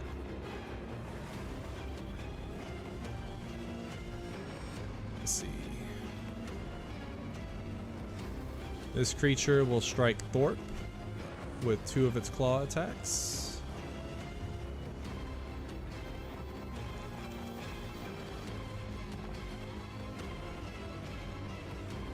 And they both miss. So you watch as the blood that had absorbed starts to bleed out. Jimothy, I need another charisma save.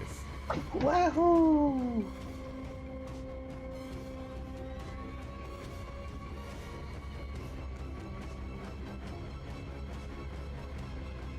Oh, doesn't matter. It's the Oh, same roll. It's a 0, so. Okay, yeah, so you are overcome with rage, so you will take your reaction to move your movement speed to the closest ally, which is Dr. Thorpe, and take as much damage as you possibly can on him. I'm not reckless this time. Correct, and you don't have to. Good luck, Dr. Thorpe. I can't, so that's good. Oh, boy. A 18 does miss. Yay, high AC for Dr. Thorpe. That's all right.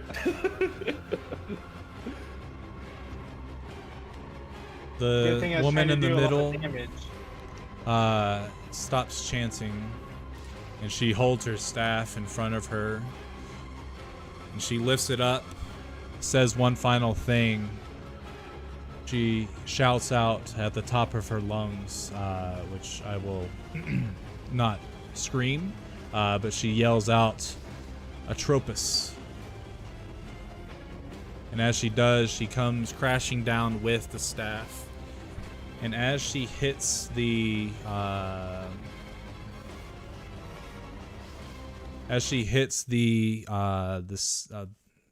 the frickin' ground, you guys see this weird light starting to come from the ground. Very, very strange. It's like almost like little stars are starting to like poke through the ground, and eventually everything before you sort of crumbles.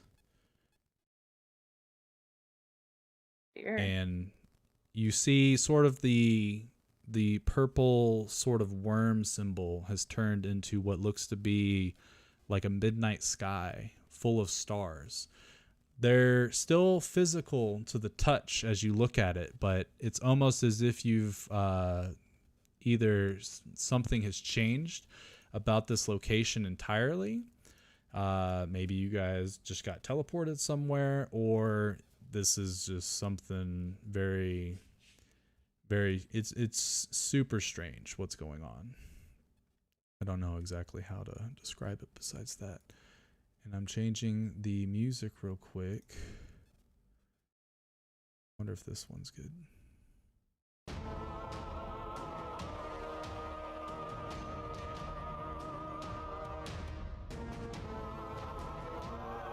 As the staff hits the ground, the globe that surrounds this woman, as well as the orb, the stone itself stops swirling, and it loses its sort of reddish tint, and it falls to the ground. And now all you see is this sort of like dark red stone just sitting there. The sort of shield thing that's around her dissipates, is no longer there. Actually need to change that too. There we go.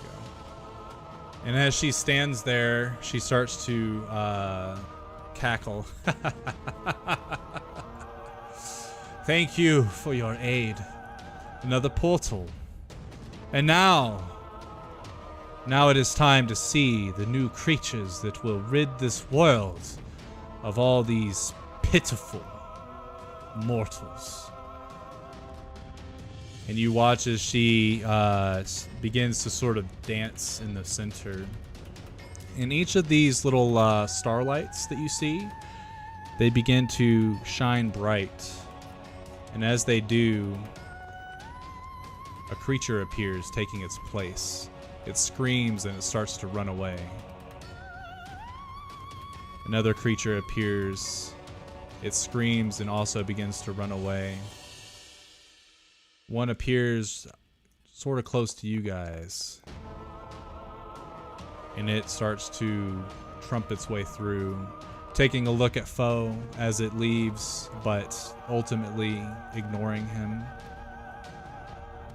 And then many of these creatures, many of these stars shine and pop out a creature, which ends up taking the dash action and running out. But there's one that pops out at the head here. And it looks the most humanoid out of all of them. It actually has a staff and stuff with it too. And as it does, it begins to speak in a language that I do not believe any of you speak, but I will type in it real quick. I assume it's not halfling. You would be correct.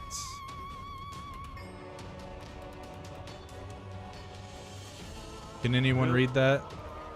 Nope. Okay. I didn't think so. But it starts to speak in that language in which the woman... Yes, this world is yours for the taking. Other portals should arrive, and we can begin the slaughter of all of these normal mortal people.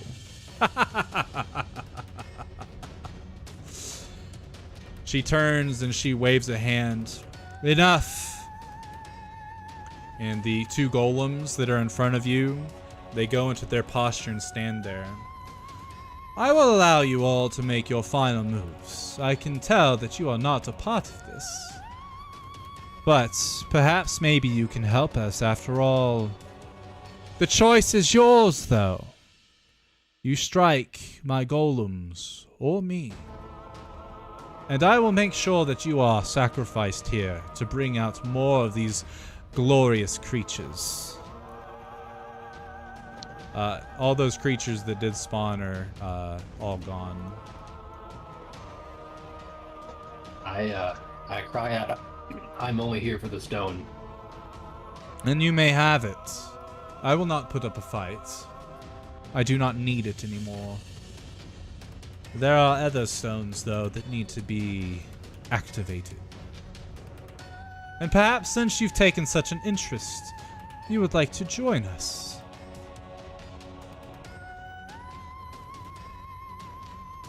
Other stones, you say?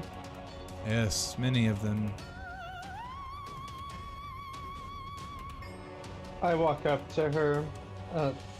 Does she stop me from getting a certain distance? No. Or at least not yet. How close do you intend to get? Within 5 feet, like adjacent square. Yeah, she would definitely stop you at 10 and put out a hand. That's close enough. I put my axe on my back and beckon to approach even closer. For what reason? I want to speak with you privately. She looks curious and then looks at your friends and the 2 golems that still exist. Very well. You speak with me privately, and she waves a hand, and the golems both move closer to your friends. And just know. So she does allow you to move closer to her. Can I actually speak with you privately? Yeah. We will be right back. And I'll, actually, let me change the music real quick since it's not, doesn't seem like you guys are going in to kill motherfuckers. Yeah, I'm gonna fancily twirl my sabers and just retract them back into my sheath. There it is. Yes. If I help you, can you help me? I'm sure we could work something out. You're serious. I have one goal in mind, and I don't care the means, but it must be done. Okay. By the way, she is, as you start to speak with her, she ends up changing to telepathy and speaking in your mind. Okay, cool. Yes, I believe that we could both help each other. You aid me in opening more of these portals for these creatures, so that we may overtake what has been wrongfully taken by these empires that spread their filth and their misdeeds and their false gods. And I will aid you in whatever it is you need. I will, after all, once another portal or 2 have been opened, I will have an infinite army. Who or what do you seek?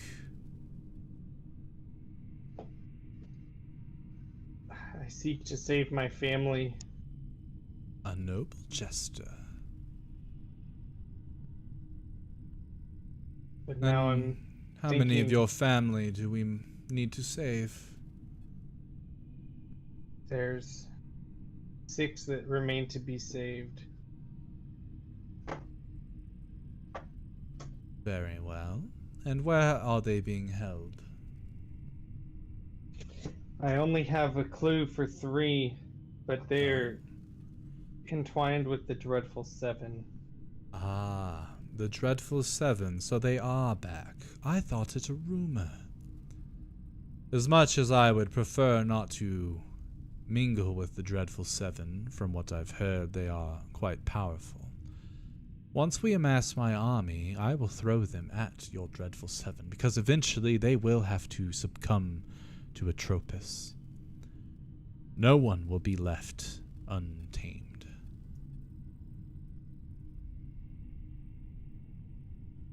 Yes, I will help you. Now, how you say no one, so then what's the point of me saving my family if they're just going to be destroyed by this Atropos? Oh, they will not be destroyed. They will be enthralled with his power. They will worship Atropos, much as we will convert all of you to worshipping him as well. You will see, in working with us, you will see what he can give you, what he can grant you. His powers are infinite, feared by the gods themselves, because they understand they cannot stand in his way. No, your family will not be destroyed. In fact, with you helping us, we can put you in a place of nobility amongst the stars. How would you like your own planet? Excuse me? You heard me correctly. Those stars that you see out in the midnight sky, not all of them are balls of fire. Some of them are much like the place that we live on, the very earth. It has air and different flora and fauna. Perhaps other creatures that also wish to be tamed. And I can promise you and your family a safe place amongst one of them. You help me, and I will beg Atropos to give you this gift. But it will come at the cost of your unyielding loyalty to him. You will have to do as he asks on that planet, more than likely. Can you describe the nature of Atropos? I have never heard of him. And I understand why. Not many people wish to speak of Atropos. He is one of the elder gods. One of the first, if not the first. His methods, his magic, his power is deemed to be too mysterious to control, so it instills fear in the hearts of those that do not understand. But he is merely seeking ultimate unification of all planets and races, a hive mind that grows from the very corners of the universes, where everyone will live in harmony because they will all follow under the guidance of Atropos himself.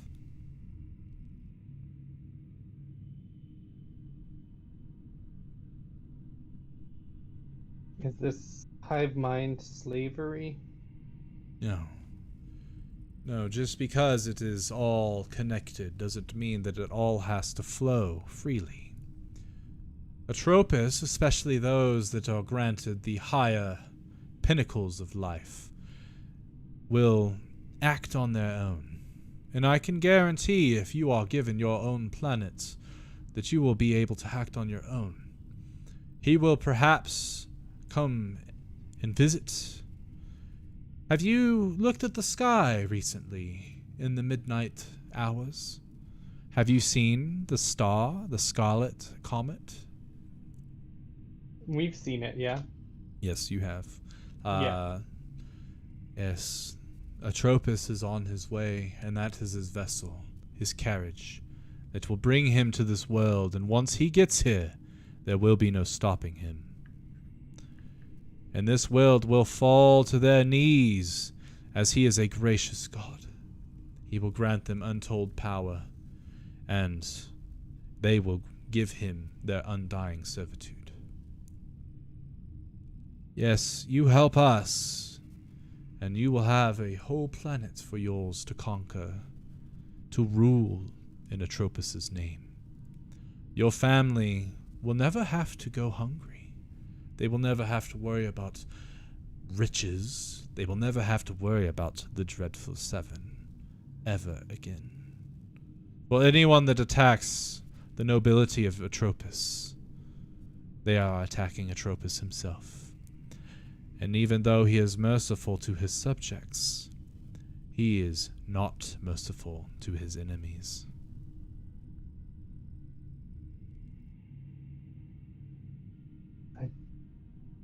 I will need the help of my companions, but I do not think they will accept these terms, so... If that's the case, perhaps maybe you could show them slowly our ways are correct. Have them aid you, and if you have to, lie to them. What is it exactly that you have to do for these Dreadful Seven in order to... these clues you spoke of? I was... A long story short, Rusty May, one of the leaders of the Dreadful Seven took 7 of my toes and hid them across the continent, and laid a challenge at each one for me to prove myself. Ah. And it appears from the first one, which I recovered in this town, that I am to meet and face each of the Dreadful Seven, whether Interesting. as an assassin or not. But I tell you, if you promise that I can tear Rusty May's head off with my bare hands, I will help you. Yes, we can guarantee that for sure. If Can you I tell if she's find, lying? roll insight.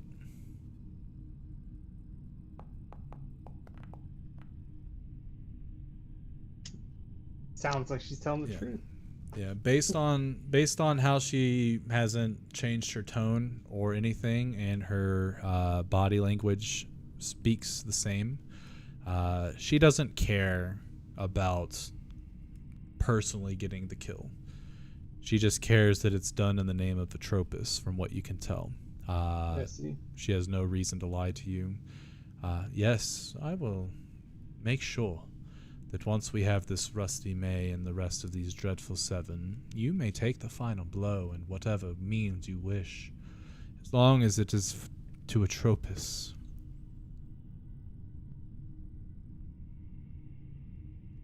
I can send out. This comes off disrespectful, but I don't care who it goes to as long as it's done. You don't care yet, but in time I believe that you will finally see what it is that I have seen. I'm not requiring you to show your allegiance just yet, as you have not had the time that the townsfolk have to really understand Atropos and his teachings. But I would like you to try to find it in your heart, a place for Atropos. Because if he has to come here and you are not willing to give yourself to him, he will take it. And if he has to take it, well, I don't know exactly what he would do. But I don't think that you would like it one bit. Okay. So you have Well, 6 toes remaining. Yes. And what are these 3 clues that you have? I was told to go to an island of giants, and then there's a family forged mithril to the north, and a merchant valley in the sands to the south. I will dispatch some of my star spawn to those locations. They will inquire as much as they can under the guise of shadows, for their presence would not be welcomed, and I'm almost certain they would be destroyed. Once you get to those locations, she reaches into her pocket and pulls out a pendant and hands it to you. This will guide you to them. And once you find them, show them this, they will know that you are a friend. I will make sure that they are aware that you are working with us, and whatever the information that they have on your missing toe, they will give it to you. As a sign of good faith, you have helped me here today by killing these mortals. So, I will accept that as you helping me with this, activating this stone. So the next location, I will help you, and after that you will help me find yet another stone. Do we have a deal? I can oblige. Very well. Now, I'm going to call you something and slap me for my insolence. She begins to laugh out loud. With that, I'm going to bring us back in. Yeah. Fool. I remember saying. Sorry. I say, fuck you, you fucking bitch, and I take a step towards her. And she smacks the ever-living shit out of Jimothy, and he actually kind of stumbles back a bit. Your insolence will not be tolerated. Remember what I have told you. And if you wish to see your family, now that I have this edge on you, you will have to comply with what I have asked. She looks to the rest of you. I look forward to meeting you all again, for I do not believe this will be our last time. And she looks over towards Lloyd, and she stretches an arm out towards the stone, in which you can see these worms, essentially, kind of like, I guess kind of like how Spider-Man, you know, when he shoots his web, except for it's worms. She grabs the stone, retrieves it, and then she has these worm tendrils stretch all the way to Lloyd and drop the stone in his hand. There's one stone, and there are many others. Many of them are more powerful than that one.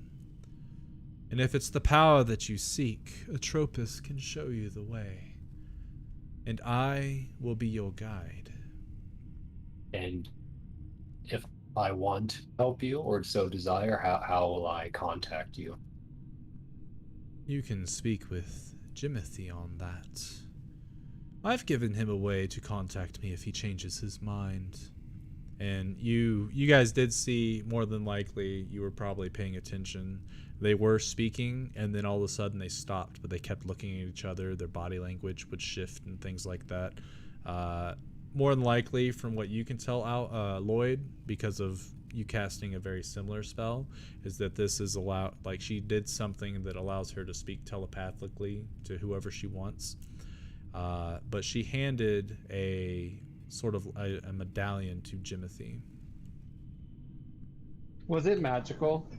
It did not feel magical, no. Okay.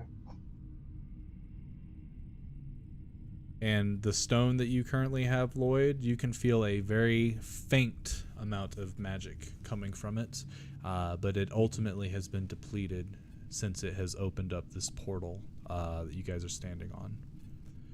Okay. Yes, Jimothy unfortunately told me his tragic tale. And because now I know who controls his children and his wife, more than likely there will be a change of ownership soon, and Atropos will control them instead. So he will have to do as I say. He is your contact for me. But if it's the stones you seek, it's the stones you'll get if you work with me. Where's the next one? She touches her chin. All right. The next one that I'm headed to is in the Elven Kingdom to the north of here. But I have to start my search. It's been quite some time since my scouts have picked up anything on the location of it. Should you beat me to it, though, you will be rewarded for allowing me to open the next portal with it. And then you will also have the stone for yourself. Even though the magic has been depleted, as the Scarlet Comet grows ever closer, it will regain its strength. And I couldn't even fathom the power that you could create with all the stones in one place. But perhaps we'll see this come to fruition together. And she begins to walk south out of the circle.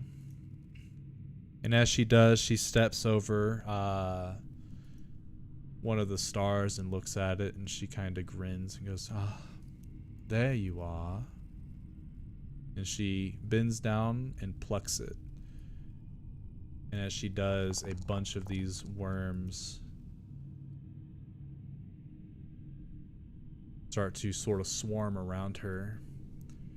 and they all sort of like latch on like leeches to her body, and you can see that they begin to essentially feed off of her, and she looks like she's enjoying it. Oh, yes. Sometimes when your power is too great, you need something to take off a little bit of the edge. Atropos can show you this power, Lloyd. I'll keep it in mind. But one question before you go: what were these creatures that left? And The creatures are born of the stars themselves. When a star fades, it is equivalent to a massive explosion of energy. This energy is what creates these creatures. But unfortunately, they are sent adrift endlessly in space. But Atropos has been able to gather them, and he's beginning to use them to show the people of these worlds what life could be. This portal will occasionally pop out more of these creatures. They pose a threat to myself and other people. As of now, you have been deemed an ally. Should that change, yes, very much so. Attack on sight. Perhaps even death in your sleep. Whichever is easiest for them. Some of them are a little more cunning than others. Some of them brutish and just want to see as much blood spilt as possible. But in the end, they all serve Atropos. And one more question. Where are we right now? What is this? I look at the ground, or what I think is the ground. These stars, are we... We are still in Bleak Bell. This is just the solar systems that are closest to us. The stars that are within light years of our world.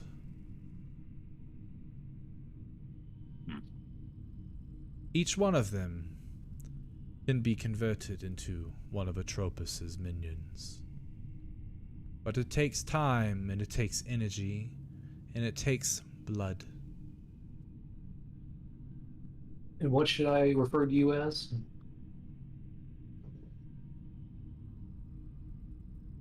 He looks at you. I'm not fully prepared in speaking my true name. So for now, you may call me Lady Lava. Okay. Lady Larva. My name is Lloyd. I'm sure we will have more meetings in the future. Yes, we will. As will we. She turns around to Jim and smiles. Well, I have places to be, portals to open. It has been a joy getting to see your prowess in battle. I cannot wait for all of you to realize the power that Atropos could grant you, and you could get whatever your heart desires and more. He looks to you, Lloyd, and looks at Jin, and looks at the rest. Think about my offer. And if we work together, the more chances you have to ascend to greater truth.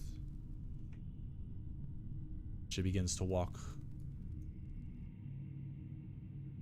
And as she starts to get further and further away from the center, she becomes more and more translucent.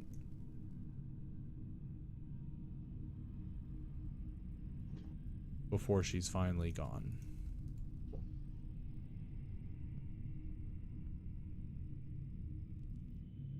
The two golems, they go back to the pillars that they were at, and they take up their stances, and you watch as the blood from all the cultists around starts to essentially levitate and drift towards these golems.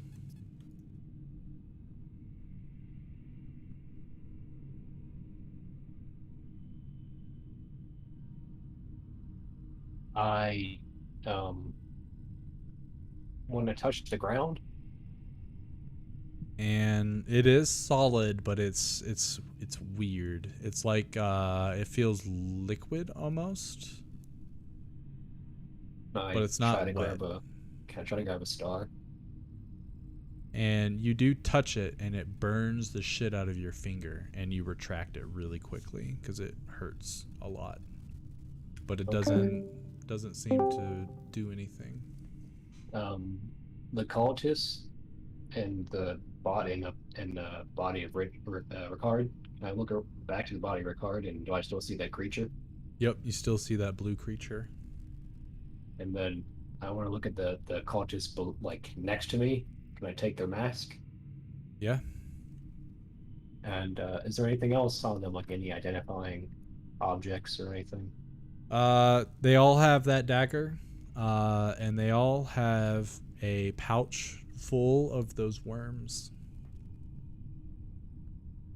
And one of the females, has the same emblem that Three-Toe Jim currently has as well. I'm gonna take the pouch and the emblem and the mask. And was there anything else on the fake Ricard or Ricard? No. Nope. Okay. Well, I'll put those things in my bag.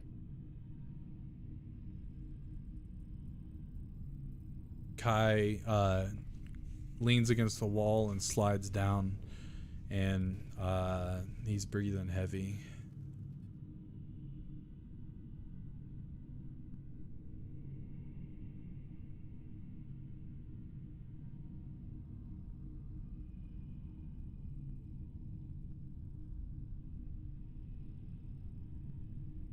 Not good.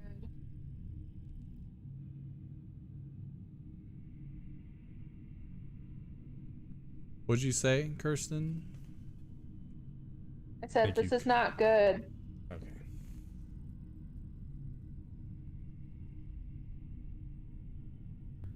Oh, I feed Kai a berry.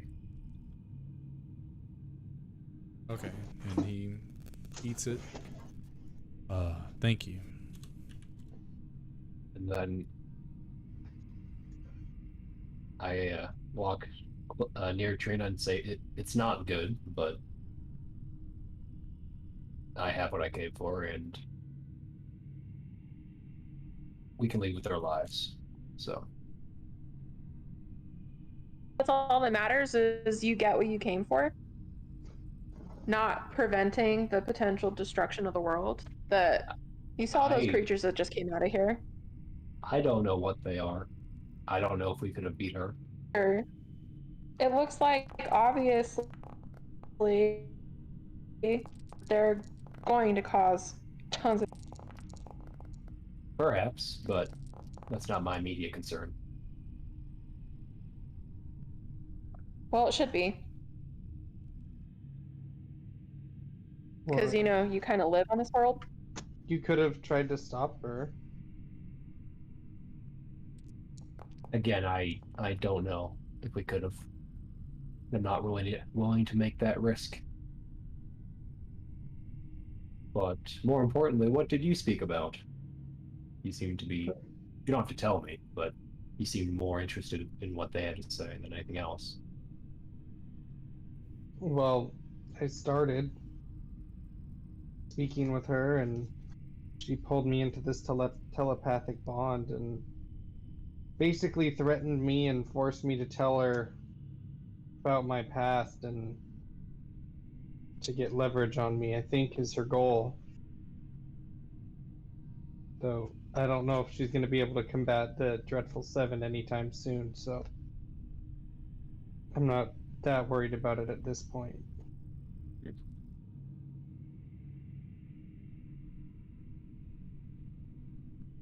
What about that one? As I point to the woman that's like on the ground over here. Oh. They are still alive, aren't they? I guess knocking her out didn't stop it at anything. Yeah, she's the only one that got knocked out. The rest of them all died.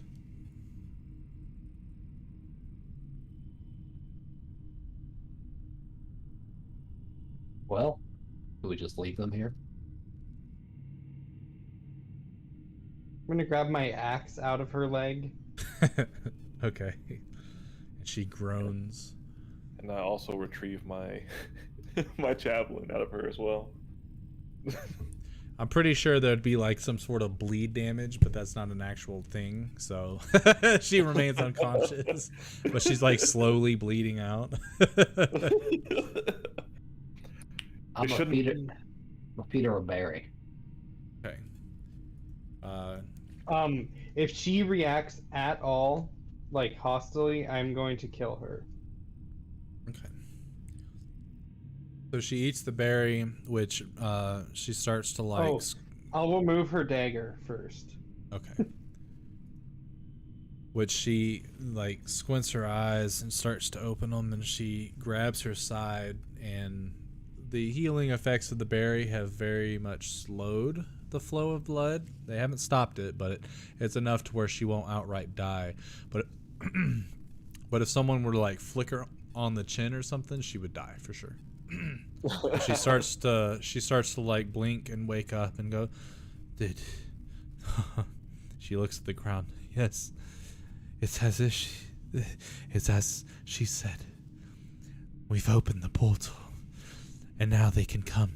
They can show us what life could be. And she's just grasping at each of the stars, but she can't touch them because she doesn't possess the magic that's required to go beyond the physical barrier. But Lloyd, because you have the stone, you realize that you're able to get somewhat past to actually touch these stars. But she's trying desperately. She's clawing at the floor, and even though it's very much like a liquid, but a solid at the same time, which I guess is a plasma, technically. A non-Newtonian fluid, like yak. Yeah. But it's very much more on the solid. It just feels like a liquid. Very strange concept. Can't break the surface tension. Exactly, yeah. So she's clawing her way, and she's like, my dagger, I need to get to one of them. And she looks up. Someone help me, please. I must take my place amongst them. Death is the only way, and I'm ready. She looks towards Three-Toe Jim. You kill me. Spread as much of my blood. And she stands up, very, very weak. She like wobbles a bit and ends up getting in front of you and falls to her knees and holds out her arms, closes her eyes, and embraces whatever punishment you might put her through. But she's got a wicked grin. She's just sitting there in front of you. I'm assuming that Jim is looking at her and she's looking away from me, and I like shake my head no behind her.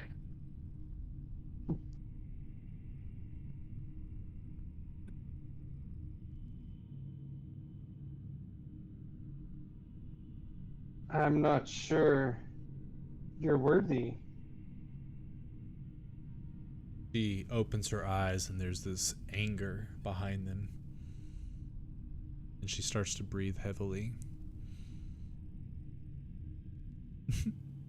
You're probably right. She starts to sob.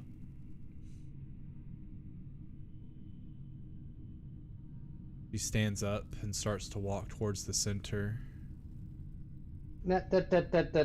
I'll try and stop her. What's he gonna do? Kill me?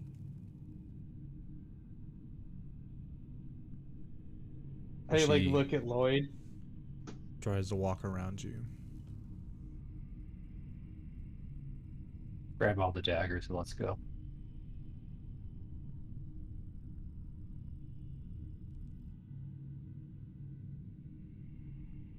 That's a lot of daggers. Yeah, each cult member was wielding one. Just add that many. You don't have to physically walk to them all with your token unless you just really like to. Yeah. As you go towards this one, she goes for it as well. Can I try and beat her there, or what's? Yeah, definitely. Roll a athletics check versus hers. Good luck, lady. I know, right? Yeah, she rolled an 8. So you run in front of her and you grab the dagger, and she falls and she beats the chest with her fist one time. She's like, regardless, I won't be alive for much longer. The moment you all leave, I will find a weapon, and I will be able to join my... Oh. Oh. In the middle of her speech. It's fucking like fire whip. Whip it around her neck and I snap it. Okay. So as she's Alright, speaking... then I'll chop it all the way off. Just for funsies. So it snaps kind of towards the side. Much like the bent neck lady in, what is that? Haunting on Hill House or whatever. And then Jimothy goes in and slices. And as she falls, the blood trickles through to the stars, touching a couple of them. And a few of those creatures pop out. And as they pop out, they look around, they look at you all with these crazy eyes, and they start to run away. How big are these things? Like humanoid size? Yeah. We've encountered it because that's what Seymour ate on accident. Correct.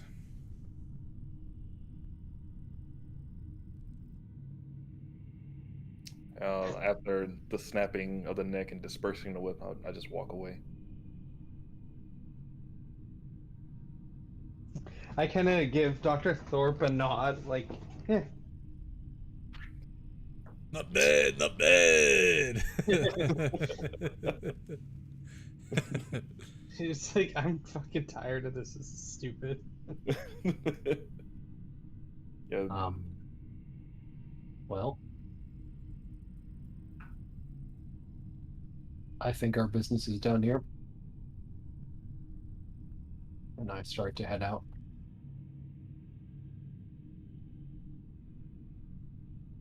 Yeah. Glad you got your stone. Is it everything you wanted? I don't say anything and I keep walking. Hey, I mean, I'm serious. Is it what you're looking for? I don't know yet. Oh. I guess that's kind of duh, huh? How would you know yet? Alright, yeah, let's get the liggity flippers out of here. Okay. As you guys Also, start I think to... we know what... Hey, Oh, Lloyd, did you know that wasn't Rickard? I'm gonna go use the bathroom real quick. No. You're just killing him because fuck that guy? No. I just, let's just say, hedging my bets because I didn't know that if the ritual wasn't completed, I would get the stone or not. And I took the safer of the option. 2 options. A man that knows his goals. I can respect it. Also, if it was him, we'd be tying up loose ends. And I'm assuming if it was one with us, you would do the same thing. No, you're not actively hunting me or helping people hunting me. So why would I have a reason for that? Just a hypothetical question. If one of us in the party was in a similar situation of being tied up and being sacrificed, would you draw the blade and finish us off? For the sake of that stone. Well, they didn't really turn out that way. I think it's better not to dwell on such things. Noted. Are you running for office? No. There is no office where I come from. Maybe you should.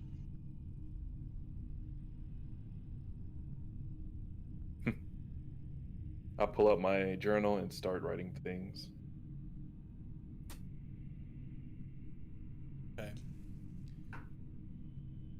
As you guys start making your way back to the surface, you can see that the staircase is full of scratch marks, most likely from those creatures, as they started to exit this area. And it's littered with those worms. They are like, it's not to the point where it's like, you're not able to avoid stepping on one, but it's pretty difficult if you're not actively trying. So those worms are littered all throughout the stairwells as you head back up. And as you get to the exit, the door is currently open, and you can see the flashing of red light on the sort of ceiling of the stairwell. And as you get even closer, you can hear the crackling of fire.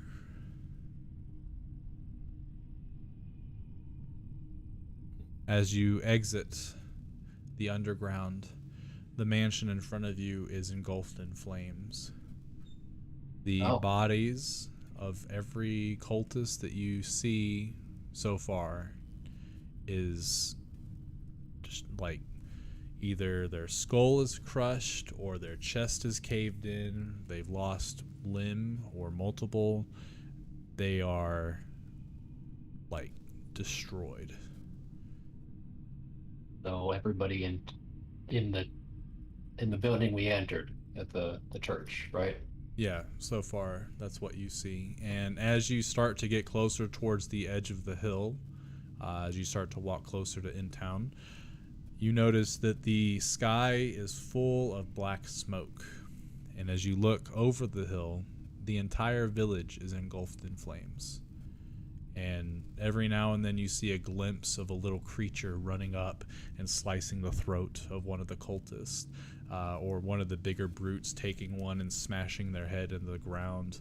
And with every corpse that they leave, worms come out from the ground and start to feast on the body. But you also hear in the distance, you hear some spells being cast. You hear like a fireball go off and explode. I look in that direction. And because of the smoke and fire, you can't see anything exactly. You just hear some sort of kaboom. There's an earth-shattering kaboom. I use my own to go take a look. Okay. Frederick takes off and starts to fly. He's not able to get much altitude because the smoke is very thick because of all the fires, so he has to stay roughly under roof level. And as he's flying through, he can see that there is someone fighting these creatures, and he's got a hammer, and he's smacking these creatures. The cultists come at him, and he's smacking the cultists. And after every kill, when he gets a moment to take a breath, he takes a long drag of his cigarette and blows it out around him. I call Frederick back and say there's a man with a hammer smoking a cigarette, fighting all these creatures. I walk towards the direction. Is it the dwarf? I don't know. He looked human. Oh. Thorpe starts to walk towards him. Yeah, I mean, I will too. I trail behind in the back. Okay. But I still make my way there. And there's not much in terms of, like, the creatures see you guys and they go on their way. They've been told, from what you've been told, that you guys are not enemies and are not to be sacrificed or killed right now. As you turn this corner, you can see the man essentially right here in the alleyway, and he's currently fighting on, or just finished fighting off one of the creatures, which he's got his hammer in the skull of it while it's on the ground, and he's currently like brushing off himself, and he uses fire from his fingertips to like burn the bits of blood off. And he takes a draw from his cigarette, lets it out, and he casts a glance towards you guys. Ah, so there are other people here that are not mad, I see. For you did not come straight at me up in arms. The name's Trendos, and you all? Who might you be?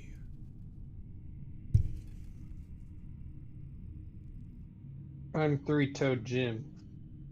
He looks at your toes. I'm very sorry. Dr. Giles Thorpe. Ah. And I give a brief bow. I believe I've read one of your novels. Very inquisitive. And who are you? He comes over to Trina.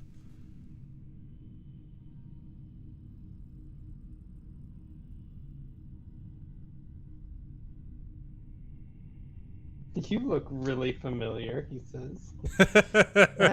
As do you, other wizard. Cut out. Were you? Oh dear. I don't think it's you, Brady. I don't think it's you. What? What?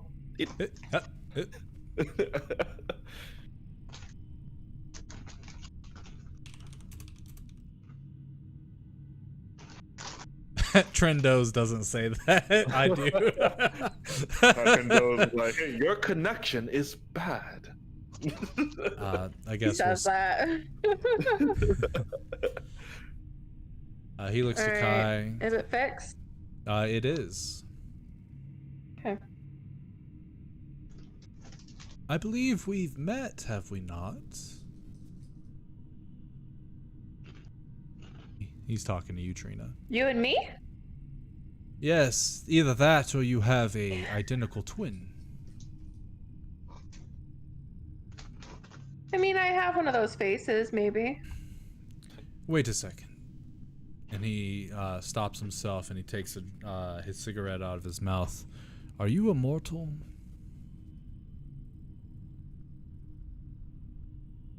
And as far as you know, you are not.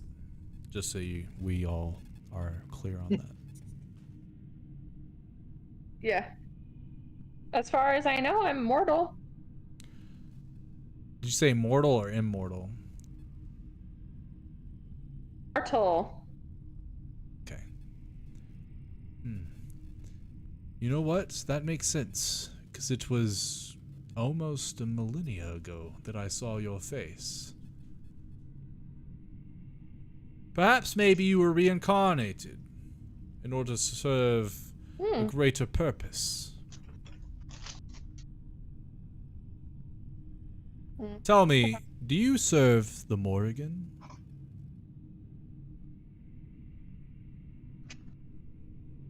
Yes. And how would you know that? Because I met your last reincarnation.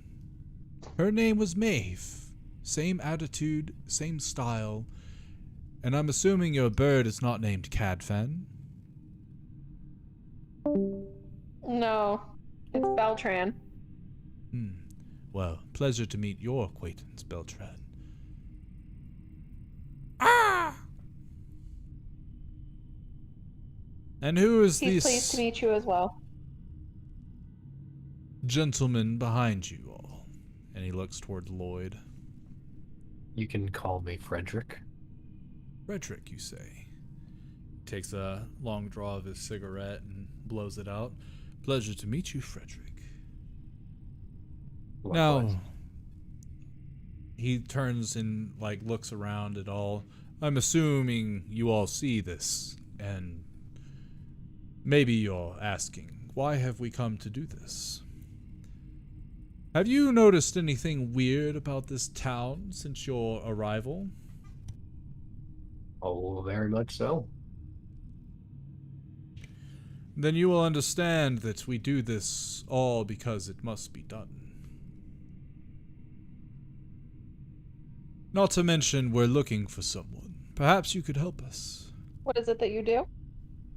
He takes a long draw of his cigarette and he blows out the smoke into his hand, and it forms a very, very vivid look, likeness of Lloyd. We are mage hunters.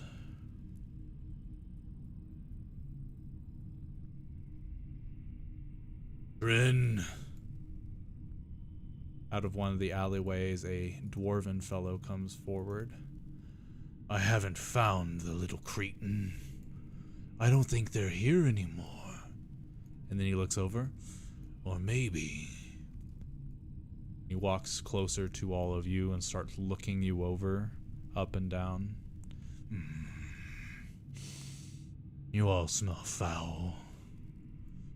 Trin, we should kill everyone here. Purge them with fire. Saint Anger, please. Hold it. There's no reason to kill these folks. So far, we've been having a very pleasant conversation. They were about to tell me the location of Lloyd. He goes and he sits on a barrel close, but it's literally next to a house that's on fire, and he seems to just be bathing in the flames. Flame. Sweet flame. Now, as we were discussing before my comrade rudely interrupted, we're looking for a wizard, a dark wizard, named Lloyd.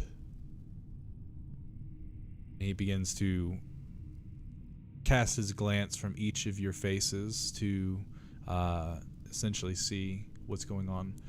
Before you answer any questions, though, Saint Anger, would you please grace us with Kasuth's presence? He stands up, comes forward, and he begins to cast a spell. Are you the White Hand? Is that what they're called? The White Ghost is who you're thinking of. The people the mage hunter people. Yeah, White Ghost, that's right. It's like session No. 1. The White Ghosts, those... We know who... Go ahead, Kirsten. Sorry, I didn't want to interrupt. Do we You're know good. who Kasuth is? If you are proficient in religion, you may roll religion. Otherwise, no. More than likely, you don't. Uno momento. Or if you're also proficient in history, I'll allow you to roll for history.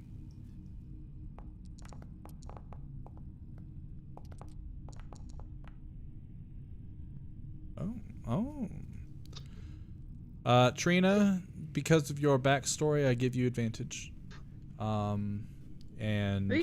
Yes, you all have heard the name Kasuth. Dr. Thorpe, you're a little less knowledgeable, being that it is, he's not a lesser deity by any means, but he's not one of the widely worshipped ones just because of his tenets being kind of sporadic, or at least his followers are a little more on the somewhat mad side. They take things a little too seriously. But you do know Kasuth is the god of fire, the god of flame. And you know that his tenets are essentially rebirth through fire, essentially. But there are 3 different thought processes to his teachings. Some of them believe that fire is a purifier of evil. Some of them believe that you can only ascend to your true nature through fire. And some believe that the world should be consumed by flames, regardless of whether it's good or evil, because that's what Kasuth would want. So 3 different aspects of his teachings. Essentially, you have the lawful, the neutral, and the chaotic side of things. So as Saint Anger approaches, he's going to cast a spell, and I urge you not to resist, because then things get tricky. And he begins to cast Zone of Truth. And that is where we will end tonight's session.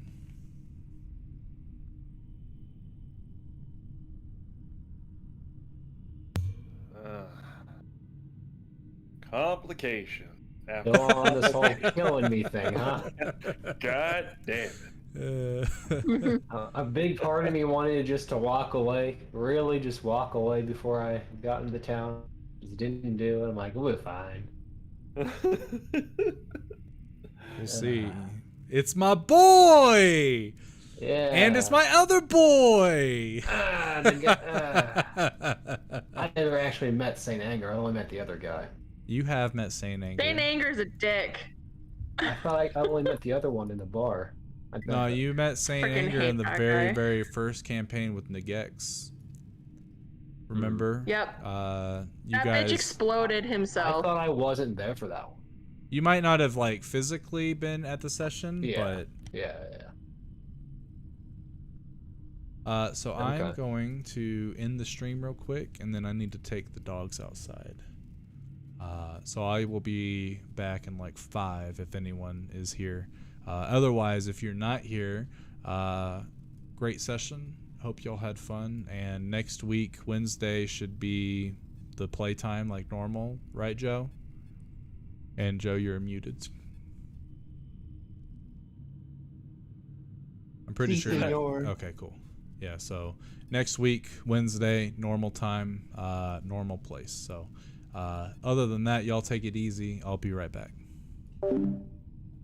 All right, thanks everyone for coming out. Hopefully you had a good time. We'll see exactly how they combat this interrogation. Ciaran will more than likely appear. It's not really meant to be a fight. I'm honestly really curious as to how they act with it. It's meant to be more of a social encounter. And the fun part is that these 3, even though they're mage hunters, they don't truly work for the Inquisition. They don't give a shit about what the Inquisition wants. They do it because they can essentially follow Kasuth's teachings and what he wants by doing this kind of stuff. So we'll see how they handle it next session. But until we see you then, peace.